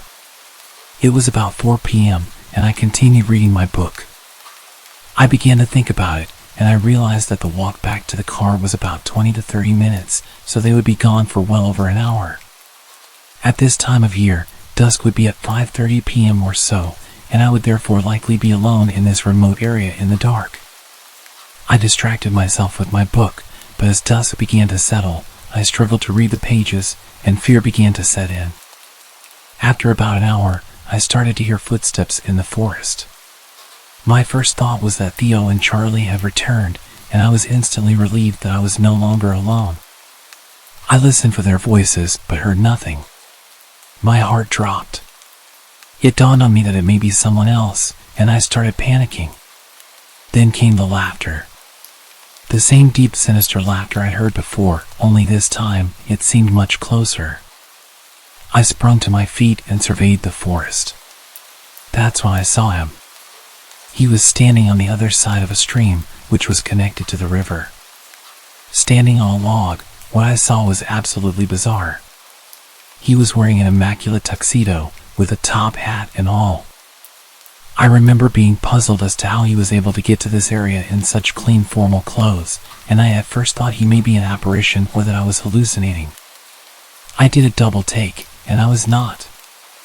I then studied the man's face. It is hard to describe, but it looked like his face was burnt, like Dwight from The Walking Dead, and he had deep scarring covering his face. His hair was shoulder length, very wiry, and unkempt. He laughed, that same laugh I'd heard from the forest. Miraculously, I heard my friends' voices approaching. The man seemed alarmed, and said that he saw somebody else camping upstream, and that he is going to check on them. He left, and minutes later, Theo and Charlie returned. I immediately told them what happened, and they laughed and thought I was making it up, that it was a lame attempt to scare them. Tears began to gather in my eyes, and Charlie realized that I was serious. Theo didn't seem fazed. He was a very stereotypical backpacker and had the carefree nature travelers tend to have. Charlie, however, assured me that I would be okay and had me sleep between him and Theo for the next 2 nights. I barely slept at all for those nights. I kept listening for the laughter, but fortunately never heard it again. For years after, I searched online for any reports of similar encounters. I never found anything, but I have always contemplated what would have happened if Theo and Charlie hadn't returned at that moment. I shudder at the thought.